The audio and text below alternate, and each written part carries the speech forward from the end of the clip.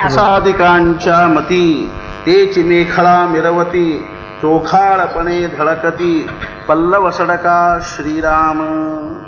येथे व्यासादिकांच्या बुद्धी हाच कोणी त्या गणपतीचा कमरेला बांधलेला शेला शोभत आहे व त्याच्या पदराच्या दशा ನಿರ್ದೋಷಪಣೆ ಝಳಕತ आहे. ಜ್ಞಾನೇಶ್ವರ ಮಹಾರಾಜರು ಆ ಜ್ಞಾನಸ್ವರೂಪಿಯಾಗಿರ್ತಕ್ಕಂಥ ಗಣಪತಿಯನ್ನು ವರ್ಣನೆ ಮಾಡ್ತಾ ಇದ್ದಾರೆ. ಜ್ಞಾನಸ್ವರೂಪಿಯಾಗಿರ್ತಕ್ಕಂಥ ಗಣಪತಿಯ ಪ್ರತಿಯೊಂದು ಅಂಗಾಂಗಗಳಲ್ಲೇ, ಆಭರಣಗಳಲ್ಲೇ, ವಸ್ತ್ರಗಳಲ್ಲೇ ಸಂಪೂರ್ಣವಾಗಿ ಏನು ತುಂಬಿಕೊಂಡದ ಅಂತಂದ್ರೆ ಜ್ಞಾನ ತುಂಬಿಕೊಂಡಿದೆ ಅಂತ. ಅರ್ಥಾತ್ ಜ್ಞಾನ ಅನ್ನುವಂಥದ್ದು ಏನಾಗ್ತದೆ ಅಂತಂದ್ರೆ ಯಾರ್ದಾದ್ರೂ ಬುದ್ಧಿಯ ಮೂಲಕವಾಗಿ ವ್ಯಕ್ತ ಆಗ್ತದೆ. ಆ ಬುದ್ಧಿ ಯಾವ ಅವಸ್ಥಾದೊಳಗದನ್ನು ಅದಕ್ಕನುಸಾರವಾಗಿರ್ತಕ್ಕಂಥ ಜ್ಞಾನದ ಸೂಕ್ಷ್ಮತೆ ಮತ್ತು ಸ್ಥೂಲತೆ ಅನ್ನುವಂಥದ್ದು ವ್ಯಕ್ತ ಆಗ್ತದೆ. ಜ್ಞಾನದ ಒಂದು ಸೂಕ್ಷ್ಮವಾಗಿರ್ತಕ್ಕಂಥ ಸ್ವರೂಪ ವ್ಯಕ್ತ ಆಗಬೇಕಾದ್ರೆ ಬುದ್ಧಿ ಅಷ್ಟ ಸೂಕ್ಷ್ಮವಾಗಿರ್ತಕ್ಕಂಥದ್ದಾಗಬೇಕು. ಜ್ಞಾನದ ಸ್ಥೂಲವಾಗಿರ್ತಕ್ಕಂಥ ಸ್ವರೂಪ ವ್ಯಕ್ತ ಆಗಬೇಕಾದ್ರೆ ಬುದ್ಧಿ ಅಷ್ಟ ಏನಾಗಬೇಕಾಗ್ತಂದ್ರೆ ಸ್ಥೂಲವಾಗಿರ್ತಕ್ಕಂಥದ್ದಾಗ್ತದೆ. ಅರ್ಥಾತ್ ಇವತ್ತು ಅಧ್ಯಾತ್ಮಶಾಸ್ತ್ರನಾಗಲಿ ವಿಜ್ಞಾನನ ಆಗಲಿ ಬುದ್ಧಿ ಸೂಕ್ಷ್ಮವಾಗಿದ್ದು ಹೊರತು ಏನಾಗಲಿಕ್ಕೆ ಶಕ್ಕಿಲ್ಲ ಅಂತಂದ್ರೆ ಆವಿಷ್ಕಾರ ಆಗಲಿಕ್ಕೇ ಶಕ್ಕಿಲ್ಲ. ಬುದ್ಧಿ ಅನ್ನುವಂಥದ್ದು ಹೊರಗಿನ ಪದಾರ್ಥಗಳಲ್ಲಿ ಏಕಾಗ್ರವಾಗಿರೋದ್ರಿಂದಾಗಿಯೇ ಇವತ್ತು ಈ ಪ್ರಪಂಚದೊಳಗೆ ಏನಿದೆ ಅಂತಂದ್ರೆ ಇಂಥ ಅವಾಢವ್ಯವಾಗಿರ್ತಕ್ಕಂಥ ವಿಜ್ಞಾನದ ಆವಿಷ್ಕಾರ ಆಗಿದೆ. ಇನ್ನು ಸಾಮಾನ್ಯದ ಇಲ್ಲ. ಬುದ್ಧಿಯ ಒಂದು ಏಕಾಗ್ರತ ಅಂತನ್ನುವಂಥದ್ದು, ಸೂಕ್ಷ್ಮತಾ ಅನ್ನುವಂಥದ್ದು ಎಷ್ಟರೇ ಸೂಕ್ಷ್ಮವಾಗಿ, ಎಷ್ಟರೇ ವಿಲಕ್ಷಣವಾಗಿ ವಿಚಾರ ಮಾಡ್ತಾರೆ ಅನ್ನೋದನ್ನು ನೋಡಿದ್ರೆ ಆಶ್ಚರ್ಯ ಅನಿಸ್ತದೆ. ಎಂಥಂಥ ಬುದ್ಧಿವಂತರಿರ್ಬೋದು. ಆದರೆ ಅದೆಲ್ಲ ಎದನ್ನು ಕುರಿತಾಗಲಿಕ್ಕೆ ಅಂತಂದ್ರೆ ಹೊರಗಿನ ಪ್ರಪಂಚವನ್ನು ಆಗಿರ್ತಕ್ಕಂಥದ್ದು. ಆದ್ದರಿಂದ ಅದರೊಳಗೆ ಏನು ನಿರ್ಮಾಣ ಆಗಿದೆ ಅಂದರೆ ಇಷ್ಟೆಲ್ಲ ವಿಜ್ಞಾನ ನಿರ್ಮಾಣ ಆಗಿದೆ. ನಾಲೆಜ್ ಈಸ್ ಪವರ್ ಅಂತ ಹೇಳ್ತಾರೆ. ಬುದ್ಧಿ ಅನ್ನುವಂಥದ್ರೊಳಗೆ ಸಾಮರ್ಥ್ಯದ ಪದಾರ್ಥ ಏನು ಅಂದರೆ ಪದಾರ್ಥಗಳನ್ನು ವಿಶ್ಲೇಷಣೆ ಮಾಡಿ ಆ ಪದಾರ್ಥದೊಳಗಿಂದ ಅಥವಾ ಪುನಃ ಸಾಮರ್ಥ್ಯವನ್ನು ಪ್ರಕಟ ಮಾಡತಕ್ಕಂಥ ಸಾಮರ್ಥ್ಯ ಏನದೊಳಗೆ ಅಂದರೆ ಬುದ್ಧಿ ಒಳಗದೆ. ಆದರೆ ಎಲ್ಲಿ ಏಕಾಗ್ರ ಆಗ್ತದೆ ಅನ್ನುವಂಥದ್ರೊಳಗಿಂದ ಅದಕ್ಕನುಸಾರವಾಗಿರ್ತಕ್ಕಂಥ ಫಲ ನಿರ್ಣಯ ಆಗ್ತದೆ. ಆದ್ದರಿಂದ ಏನದ ಅಂತ ತಿಳ್ಕೊಂಡು ಕೇಳಿದ್ರೆ ಅರ್ಥಾತ್ ಈ ಸಂಪೂರ್ಣವಾಗಿರ್ತಕ್ಕಂಥ ಪ್ರಪಂಚದೊಳಗಿನ ಜ್ಞಾನ ಅನ್ನುವಂಥದ್ದು ಏನದಂದ್ರೆ ಬುದ್ಧಿಯ ಫಲ ಅನ್ನುವಂಥದ್ದು. ಆದ್ದರಿಂದ ವೇದನ ಯಾಕಾಗವಲ್ತಾಗ ಋಷಿಮುನಿಗಳ ಒಂದು ಅತಿಮಾನಸ ಅವಸ್ಥೆಯೊಳಗೆ ಬುದ್ಧಿಯ ಒಂದು ಅತ್ಯಂತ ಸೂಕ್ಷ್ಮವಾಗಿರ್ತಕ್ಕಂಥ ಅವಸ್ಥೆಯೊಳಗೆ ಬುದ್ಧಿ ಯಾವಾಗ ಸಂಪೂರ್ಣವಾಗಿ ಏನಾಗ್ತದೆ ಅಂತಂದ್ರೆ ಪವಿತ್ರವಾಗ್ತದನೋ, ಅರ್ಥಾತ್ ಎಂದು ನಿರ್ವಿಚಾರವಾಗಿರ್ತಕ್ಕಂಥ ಅವಸ್ಥೆಯನ್ನು ಹೊಂತದನೋ ಆವಾಗನ ಅದರೊಳಗಿಂದ ಅರ್ಥಾತ್ ಏನು ನಿರ್ಮಾಣ ಆಗ್ತದೆ ಅಂದರೆ ಪರಮಾತ್ಮನ ಸ್ವರೂಪ ಅನ್ನುವಂಥದ್ದು ಪ್ರಗಟ ಆಗ್ತದೆ. ಆದರೆ ಪುನಃ ಅದು ಯಾವಾಗ ಪ್ರತಿಭಾದ ಕ್ಷೇತ್ರದೊಳಗೆ ಬರ್ತದನೋ, ನಿರ್ವಿಚಾರವಾಗಿರ್ತಕ್ಕಂಥ ಅವಸ್ಥಾದೊಳಗಿಂದ ಯಾವಾಗ ಅದು ಪ್ರತಿಭಾದ ಕ್ಷೇತ್ರದಲ್ಲಿ ಬರ್ತದನೋ ಆವಾಗ ಅದರೊಳಗಿಂದ ಏನು ನಿರ್ಮಾಣ ಆಗ್ತದೆ ಅಂದರೆ ಶಬ್ದಗಳ ನಿರ್ಮಾಣ ಆಗ್ತದೆ. ಆ ಶಬ್ದ ಎಂಥವಿರ್ತಾವಂದ್ರೆ ಪರಮಾತ್ಮನ ಸಂಪೂರ್ಣವಾಗಿರ್ತಕ್ಕಂಥ ಭಾವವನ್ನು ತಗೊಂಡು ಬಂದಿರತಕ್ಕಂಥ ಶಬ್ದಗಳು. ಈ ಶಬ್ದಗಳಿಗೆ ವೇದ ಅಂತ ತಿಳ್ಕೊಂಡು ಹೆಸರು. ಅಶೇಷ ಶಬ್ದ ಬ್ರಹ್ಮ. ಅರ್ಥಾತ್ ಏನು ಅಂದರೆ ಈ ಪ್ರಕಾರವಾಗಿ ಜ್ಞಾನ ಅನ್ನುವಂಥದ್ದು ಏನಂದ್ರೆ ಸೂಕ್ಷ್ಮ ಮತ್ತು ಸ್ಥೂಲ, ದೃಶ್ಯ ಮತ್ತು ಅದೃಶ್ಯ, ವ್ಯಕ್ತ ಮತ್ತು ಅವ್ಯಕ್ತ ಜಗತ್ತನ್ನು ಕುರಿತಿರ್ತಕ್ಕಂಥ ಜ್ಞಾನ ಏನದನು ಅದು ಯಾವುದಾದ್ರೂ ಯಾರ್ದಾದ್ರೂ ಬುದ್ಧಿಯೊಳಗಿಂದ ಏನಾಗಿರ್ಲಿಕ್ಕೆ ಬೇಕು ಅಂದರೆ ಪ್ರಕಟ ಆಗಿರ್ಲಿಕ್ಕೆ ಬೇಕು. ಆದ್ದರಿಂದ ಜ್ಞಾನೇಶ್ವರ ಮಹಾರಾಜರು ಏನಂತಾರೆ ಅಂತಂದ್ರೆ ಆ ಗಣಪತಿಯ ಒಂದು ದಿವ್ಯವಾಗಿರ್ತಕ್ಕಂಥ ಜ್ಞಾನಸ್ವರೂಪಿಯಾಗಿರ್ತಕ್ಕಂಥ ಗಣಪತಿಯ ವಿಗ್ರಹದ ಮಧ್ಯಭಾಗ ಎಂಥದ್ದದ ಅಂತಂದ್ರೆ ಇಂಥ ಪ್ರತಿಭಾವಂತರ ಜ್ಞಾನದಿಂದ ಕೂಡಿಕೊಂಡಿರ್ತಕ್ಕಂಥದ್ದದ. ಅದನ್ನು ಅಲ್ಲೇ ಯಾಕೆ ಹೇಳಿದರು ಅನ್ನೋದಕ್ಕೆ ಕಾರಣ ಆಗುತ್ತೆ. ಅರ್ಥಾತ್ ಏನು ಅಂತಂದ್ರೆ ಆ ಗಣಪತಿ ಏನು ಮಾಡಿದಾನ ಕಟಿ ಪ್ರದೇಶದಲ್ಲೇ ಗಣಪತಿಯ ಟ್ರಂಕಕ್ಕೆ ಏನು ಬಿಗಿದಾನ ಅಂತಂದ್ರೆ ಶಲ್ಲೆ ಬಿಗಿದಾನ. ಈ ಶಲ್ಲೆ ಅಂದರೆ ಏನು ಅಂದರೆ ವ್ಯಾಸಾದಿಗಳ ಬುದ್ಧಿ ಅನ್ನುವಂಥದ್ದು ಶಲ್ಲೆ. ವ್ಯಾಸಾದಿಗಳ ಬುದ್ಧಿನ ಯಾಕೆ ಹೇಳಿದರು ಅಂತಂದ್ರೆ ಯಾರ ಬುದ್ಧಿ ಅರ್ಥಾತ್ ದೇಹದೊಳಗಿನ ವೈಶಿಷ್ಟ್ಯ ಅದು. ದೇಹದೊಳಗಿಂದ ಒಂದು ವೈಶಿಷ್ಟ್ಯ ಏನದ ಅಂತಂದ್ರೆ ಮುಂದೆ ಬಹಳ ಸುಂದರವಾಗಿ ಜ್ಞಾನೇಶ್ವರ ಮಹಾರಾಜರಾದರೂ ವಿಭಾಜನೆ ಮಾಡಿ ಹೇಳ್ತಾರೆ. ಅಕಾರ ಚರಣ ಯುಗದ, ಉಕಾರ ಉದರ ವಿಶಾಲ, ಮಕಾರ ಮಹಾಮಂಡಲ ಮಸ್ತಕಾಕಾರ ಅಂತ ತಿಳ್ಕೊಂಡು ಹೇಳ್ತಾರೆ. ಚರಣ ಯುಗಲ್ ಯಾಕೆ ಹೇಳಿದ್ರು? ಅಕಾರ ಚರಣ ಯುಗಲ್ ಅಂದ್ರೆ ಅರ್ಥ ಏನು, ಉಕಾರ ಉದರ ವಿಶಾಲ ಅಂದ್ರೆ ಅರ್ಥ ಏನು, ಮಕಾರ ಮಹಾಮಂಡಲ ಮಸ್ತಕಾಕಾರ ಅಂದ್ರೆ ಅರ್ಥ ಏನು ಅನ್ನುವಂಥದ್ದು ನಾ ಮುಂದೆ ಆ ಸಂದರ್ಭದಲ್ಲಿ ನಾನು ಹೇಳ್ತಂತೆ. ಆದರೆ ಇಲ್ಲೇನದ ಅಂದ್ರೆ ಚರಣ ಯುಗಲ ಅರ್ಥಾತ್ ಇದು ಅರ್ಥ ಏನಂದ್ರೆ ದ್ವೈತ ಅಂತ ಅರ್ಥ. ಎರಡು ಭಾವದಿಂದ ಯಾರೊಬ್ರು ಕೇಳಿದಂತ ಮಾಸ್ತರ್ ಕೇಳಿದಂತ ಚಣ್ಣ ಏನದನೋ ಏಕವಚನೋ ಬಹುವಚನೋ ಅಂತ ಕೇಳಿದಂತ. ಹುಡುಗರು ಗಾಬರಿ ಅದು ಚಣ್ಣ ಏನ್ರಿ ಒಂದು ಹುಡುಗ ನಾ ಹೇಳ್ತಾನೆ ಕೇಳೋಣ ಮ್ಯಾಲೆ ಏಕವಚನ ರೀ ಕೆಳಗೆ ಬಹುವಚನ ಅಂತ ಹೇಳಿದ್ರು. ಸಣ್ಣ ಮ್ಯಾಲೆ ಏಕವಚನ ಕೆಳಗೆ ಎರಡು ಇರ್ತಾವೆ, ಕೆಳಗೆ ಬಹುವಚನ ಮ್ಯಾಲೆ ಒಂದು ಇರ್ತದೆ ಏಕವಚನ. ಹೆಂಗೋ ಹಂಗೆ ಏನದ ಅಂತಂದ್ರೆ ಕಾಲು ಅನ್ನೋದು ಏನದನೋ ಚರಣ ಅನ್ನುವಂಥ ದ್ವೈತ ಅಂತ ಎರಡು ಇರ್ತಾವಿಲ್ಲ. ದ್ವೈತ ಅಂದರೆ ದೃಶ್ಯ ಅಂತ. ಅರ್ಥಾತ್ ದ್ವೈತ ಅಂತಂದ್ರೆ ದೃಶ್ಯವಾಗಿರ್ತಕ್ಕಂಥದ್ದು, ವ್ಯಕ್ತವಾಗಿರ್ತಕ್ಕಂಥದ್ದು.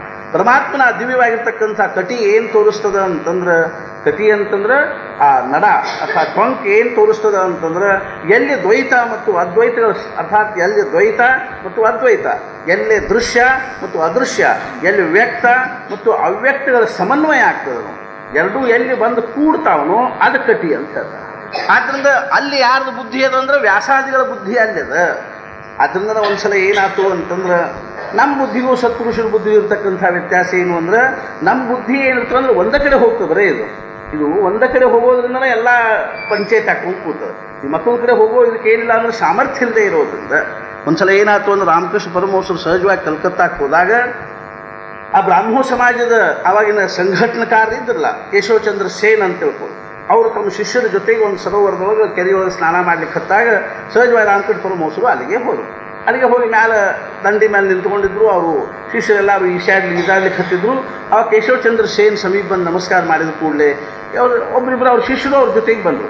ಬಂದ ಕೂಡಲೇ ರಾಮಕೃಷ್ಣ ಪರಮಹಂಸರು ಏನಂದ್ರು, ಕೇಶವಚಂದ್ರ ಈ ಬಾಕಿದವ್ರದ್ದು ಇನ್ನೂ ನಿಂದು ಒಬ್ಬಂದ ಬಾಲ್ ಬಿದ್ದದ, ಇವ್ರದೆಲ್ಲ ಇನ್ನೂ ಬಾಲ್ ಬಿದ್ದಿಲ್ಲ ಅಂತ ಹೇಳಿ. ಕೂಡಲೇ ಅವ್ರಿಗೆ ಆಶ್ಚರ್ಯ ಆಯ್ತು, ನಮಗೆ ಬಾಲ್ ಎಲ್ಲದ ಬೀಳ್ತದೇನು ಅಂದ ಕೂಡಲೇ ಅವ್ರು ಕೇಶವಚಂದ್ರ ಸೇನನ್ ಕೇಳಿದರು, ಏನು ಹಿಂಗಂದ್ರೆ ಅಂತ. ಅವಾಗ ಅವ್ರೇನು ಅವ್ರನ್ನ ಕೇಳಿದ್ರು. ಅವಾಗ ರಾಮಕೃಷ್ಣ ಪರಮಹಂಸ ಅವ್ರು ಕೇಳಿದ್ರು ಅಂದ್ರೆ ಏನು. ಅವಾಗ ಅವ್ರು ಏನಂದ್ರು, ಕಪ್ಪಿ ಸಣ್ಣ ಇದ್ದಾಗ ಏನಂತ ಅದಕ್ಕೆ ಬಾಲ್ ಇರ್ತದೆ, ಅವು ದೊಡ್ಡ ಆದಂಗೆ ಅವ್ರ ಬಾಲ್ ಏನಾಗ್ತದೆ ಕಳಚಿ ಬೀಳ್ತದೆ. ಅದು ಆ ಬಾಲ್ ಇರೋವರೆಗೂ ಅವು ಫಕ್ತ ನೀರಾಗಷ್ಟೇ ಇರ್ತಾವೆ. ಬಾಲ್ ಬಿದ್ದ ಬಳಕ ನೀರಾಗೂ ಇರ್ತಾವೆ ಮತ್ತು ನೆಲದ ಮ್ಯಾಲೂ ಇರ್ತಾವೆ. ಎರಡೂ ಕಡೆಗೂ ಅವುಗಳ ಗತಿ ಅದ. ಯಾರ ಗತಿ ದೃಶ್ಯ ಮತ್ತು ಅದೃಶ್ಯದೊಳಗೆ ಇರ್ತದನೋ ಅವ್ರು ಸತ್ಪುರುಷರು. ಅರ್ಥಾತ್ ಅದಕ್ಕಿಂತಲೂ ಸತ್ಪುರುಷರ ಗತಿ ಎನ್ನುವಂಥದ್ದು ಅಂತಂದ್ರೆ ದೃಶ್ಯ ಮತ್ತು ಅದೃಶ್ಯದೊಳಗೆ ಇರ್ತದೆ. ಅದು ದೃಶ್ಯ ಮತ್ತು ಅದೃಶ್ಯದ ಒಳಗೆ ಗತಿ ಇರ್ತಕ್ಕಂಥದ್ದು ಅವ್ರ ಬುದ್ಧಿ ಎಲ್ಲಿದೆ ಅಂದ್ರೆ ಮಧ್ಯಭಾಗದಲ್ಲಿದೆ. ದೃಶ್ಯ ಅದೃಶ್ಯ ಸೂಕ್ಷ್ಮ ಅರ್ಥಾತ್ ಅದಕ್ಕಿಂತಲೂ ವ್ಯಕ್ತ ಅವ್ಯಕ್ತ ಮತ್ತು ಪರಮಾತ್ಮ ಅನ್ನುವಂಥ ಮೂರು ಭಾಗವು ಅಂತ ಹೇಳ್ತಾರೆ. ಮುಂದೆ ಮನುಷ್ಯನಲ್ಲಿ ಏನಿದೆ ಅಂದರೆ ಮೂರು ಅವಸ್ಥಾ ಅದು. ಮನುಷ್ಯನ ದೇಹ ಅನ್ನುವಂಥದ್ದು ಏನಂದ್ರೆ ಮೂರು ಅವಸ್ಥಾದಿಂದ ಕೂಡ್ಕೊಂಡಿರ್ತಕ್ಕಂಥದ್ದು. ಮೂರು ಅವಸ್ಥಾದ ಸಾಂಕೇತಿಕವಾಗಿರ್ತಕ್ಕಂಥದ್ದು. ಪದ ಚರಣಯುಗಲ ಅಂದರೆ ಎರಡೂ ಕಾಲಗಳು ಹೆಂಗವು ಅಂದ್ರೆ ದೃಶ್ಯ ಉಳ್ಳಂಥವು, ಗತಿ ಉಳ್ಳಂಥವುಗಳು. ಅದೇ ರೀತಿಯಾಗಿ ಹೊಟ್ಟಿ ಮತ್ತು ಇದೆಲ್ಲ ಮ್ಯಾಲಿನ ಭಾಗ ಏನದನೋ ಇದು ಅವ್ಯಕ್ತದು. ಅರ್ಥಾತ್ ಏನಂದ್ರೆ ಸೂಕ್ಷ್ಮವಾಗಿ ಎಲ್ಲ ಸಂಪೂರ್ಣವಾಗಿರ್ತಕ್ಕಂಥ ಒಂದು ದೇಹವನ್ನು ದೇಹದ ಕಾರ್ಯಾಚರಣೆಗೆ ಏನು ಒಂದು ಫಂಕ್ಷನ್ಸ್ ಎಲ್ಲ ಇದು. ದೇಹದ ಮುಖ್ಯವಾಗಿರ್ತಕ್ಕಂಥ ಎಲ್ಲ ಚಟುವಟಿಕೆಗಳಿಗೆ ಕಾರಣಭೂತವಾಗಿರ್ತಕ್ಕಂಥದ್ದೆಲ್ಲ ಏನದಂದ್ರೆ ಸೂಕ್ಷ್ಮವಾಗಿರೋದ್ರಿಂದ ಅವ್ಯಕ್ತವಾಗಿರ್ತಕ್ಕಂಥದ್ದು. ಈ ಅವ್ಯಕ್ತ ಮತ್ತು ಅವ್ಯಕ್ತಗಳ ಆಚೆಗಿರ್ತಕ್ಕಂಥದ್ದು ಯಾವುದು ಅಂದರೆ ಪರಮಾತ್ಮ ಸ್ವರೂಪ. ತಲಿ ಅಂತ ತಿಳ್ಕೊಂಡು ಏನದನು ಅದು ಪರಮಾತ್ಮ ಸ್ವರೂಪವಾಗಿರ್ತಕ್ಕಂಥದ್ದು.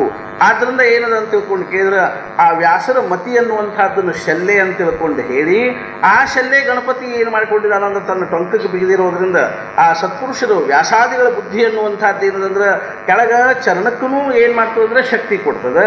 ಆ ಟೊಂಕಕ್ಕೆ ಬಿಗಿದ್ರು ಅಂತಂದ್ರೆ ಅರ್ಥಾತ್ ಏನು ಅಂದ್ರೆ ಕೆಲಸ ಮಾಡಬೇಕು ಅಂತಂದ್ರೆ ಕೆಲಸಕ್ಕೆ ಸಿದ್ಧ ಆಗ್ರಿ ಅಂದ ಕೂಡ ಟೊಂಕಕ್ಕೆ ಬಿಗಿತಾರಿಲ್ಲ, ಕಾಲೂ ಗಟ್ಟಿ ಆಗ್ತಾವೆ, ಟೊಂಕನೂ ಗಟ್ಟಿ ಆಗ್ತದೆ, ತಲೆನೂ ಗಟ್ಟಿ, ಮ್ಯಾಲಿನ ಶರೀರನೂ ಏನಾಗ್ತದೆ ಅಂದ್ರೆ ಗಟ್ಟಿ ಆಗ್ತದೆ.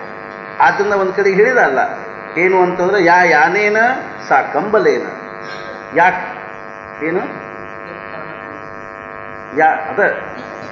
ಯಾ ಕಂಬಲೇನ ಸಾ ಕರ್ಣಬಂಧನೇನ ಯಾನೇನ ಸಾ ಕಟಿಬಂಧನೇನ ಅಂತ ಅಲ್ಲ, ಯಾನೇನ ಸಾ ಕಟಿಬಂಧನೇನ ಯಾ ಕಂಬಲೇನ ಸಾ ಕರ್ಣಬಂಧನೇನ. ಕಿವಿ ಕಟ್ಟೋದು ಏನು ಮಾಡ್ತಂದ್ರೆ ಕಂಬಳಿ ಕೆಲಸ ಮಾಡ್ತದಂತ. ಕಿವಿ ಕಟ್ಟಿಬಿಟ್ರೆ ಕಂಬಳಿ ಹೊತ್ಕೋಬೇಕಾದ ಕಾರಣವೂ ಬರಂಗಿಲ್ಲ, ಥಂಡಿ ಹತ್ತಂಗಿಲ್ಲ ಅಂತ. ಯಾ ಕಂಬಲೇನ ಸಾ ಕರ್ಣಬಂಧನೇನ ಯಾನೇನ. ನೀವು ಏನಾದರೂ ಒಂದು ವಾಹನದ ಮೇಲೆ ಹತ್ತಿಕೊಂಡು ಹೋಗೋದನ್ನ ಕೆಲಸ ಯಾವ್ದು ಮಾಡ್ತಂದ್ರೆ ಸಾ ಕಟಿಬಂಧನೇನ. ಟೊಂಕಕ್ಕೆ ಬಿಗಿದು ಬಿಟ್ಟರೆ ಸಾಕು, ಗುಡ್ಡ ಗಿಡ್ಡ ಹತ್ತಬೇಕಾದ್ರೆ ಅದು ಟೊಂಕಕ್ಕೆ ಬಿಗಿದು ಹತ್ತೋದ್ರಿಂದ ಮುಂಚೆ ಟೊಂಕ ಸಡ್ಲಾಗಿರ್ತಾವೆ, ಆದರೆ ಟೊಂಕಕ್ಕೆ ಬಿಗಿದ್ರೆ ಟೊಂಕ ಗಟ್ಟಿ ಆಗ್ತದೆ. ನೋಡಿರಿ ಹಿಂದೆ ಆಗ್ತದೆ, ಹಿಂಗೆ ಟೊಂಕ ಹಿಡ್ಕೊಂಡು ಕುಡು ಪಾಳಿ ಬರ್ತದೆ. ತಾತ್ಪರ್ಯ ಏನು ಅಂತಂದ್ರೆ ಯಾನೇನ ಸಾ ಕಟಿಬಂಧನೇನ. ಟೊಂಕಕ್ಕೆ ಬಿಗಿದು ಬಿಟ್ರೆ ಕೆಲಸಕ್ಕೆ ಸಜ್ಜಾದ್ರು ಅಂತ ತಿಳ್ಕೊಂಡು ಹಂಗೇನದ ಅಂತ ತಿಳ್ಕೊಂಡು ಕೇಳಿದ್ರೆ ಜ್ಞಾನೇಶ್ವರ ಮಹಾರಾಜರು ಆ ಗಣಪತಿಯ ವಿಗ್ರಹದಲ್ಲೇ ಕಟಿಬಂಧನಕ್ಕೆ ಎಷ್ಟರೇ ಮಹತ್ವ ಕೊಟ್ಟಾರ ಅಂದ್ರೆ ಸಮರ್ಥರ ಬುದ್ಧಿನ ಏನಾಗ್ಲಿಕ್ಕೆ ಶಕ್ಯದ ಅಂತಂದ್ರೆ ಜೀವನವನ್ನು ನಿಯಂತ್ರಣ ಮಾಡ್ಲಿಕ್ಕೆ ಶಕ್ಯದ. ದೃಶ್ಯ ಮತ್ತು ಅದೃಶ್ಯ ಜಗತ್ತನ್ನು ಸೂಕ್ಷ್ಮವಾಗಿ ಅವಲೋಕನ ಮಾಡ್ತಕ್ಕಂಥ ಸಾಮರ್ಥ್ಯ ಏನದ ಅಂತಂದ್ರೆ ವ್ಯಾಸಾದಿಗಳ ಬುದ್ಧಿ ಇರೋದ್ರಿಂದ ಜ್ಞಾನೇಶ್ವರ ಮಹಾರಾಜರು ಏನಂತಾರಂದ್ರೆ ವ್ಯಾಸಾದಿಗಳ ಬುದ್ಧಿ ಅನ್ನುವಂಥದ್ದು ಏನು ಅಂತಂದ್ರೆ ಶಲ್ಲೆ ಅಂದ್ರೆ ಅರ್ಥಾತ್ ಕಟಿ ಪ್ರದೇಶದಲ್ಲಿ ಬಿಗಿದಿರ್ತಕ್ಕಂಥ ಒಂದು ವಸ್ತ್ರ ಅನ್ನುವಂಥ ಭಾವದಲ್ಲಿ ಹೇಳ್ತಾ ಇದ್ದಲ್ಲ ಏನು ಅಂತಂದ್ರೆ ತೇಥ ವ್ಯಾಸಾಧಿಕಾಂಶ ಮತಿ ತೇಚಿ ಮೇಖಲಾ ಮಿರವತಿ ಶೋಭಾಯಮಾನವಾಗಿ ತೋರ್ತಾ ಇದೆ ಅಂದ್ರೆ ಮಿರವತಿ ಅಂತಂದ್ರೆ चोखाळपणे झळकती पल्लव सडका श्रीराम त्याच्या पदराच्या दशा निर्दोषपणाने झळकत आहे.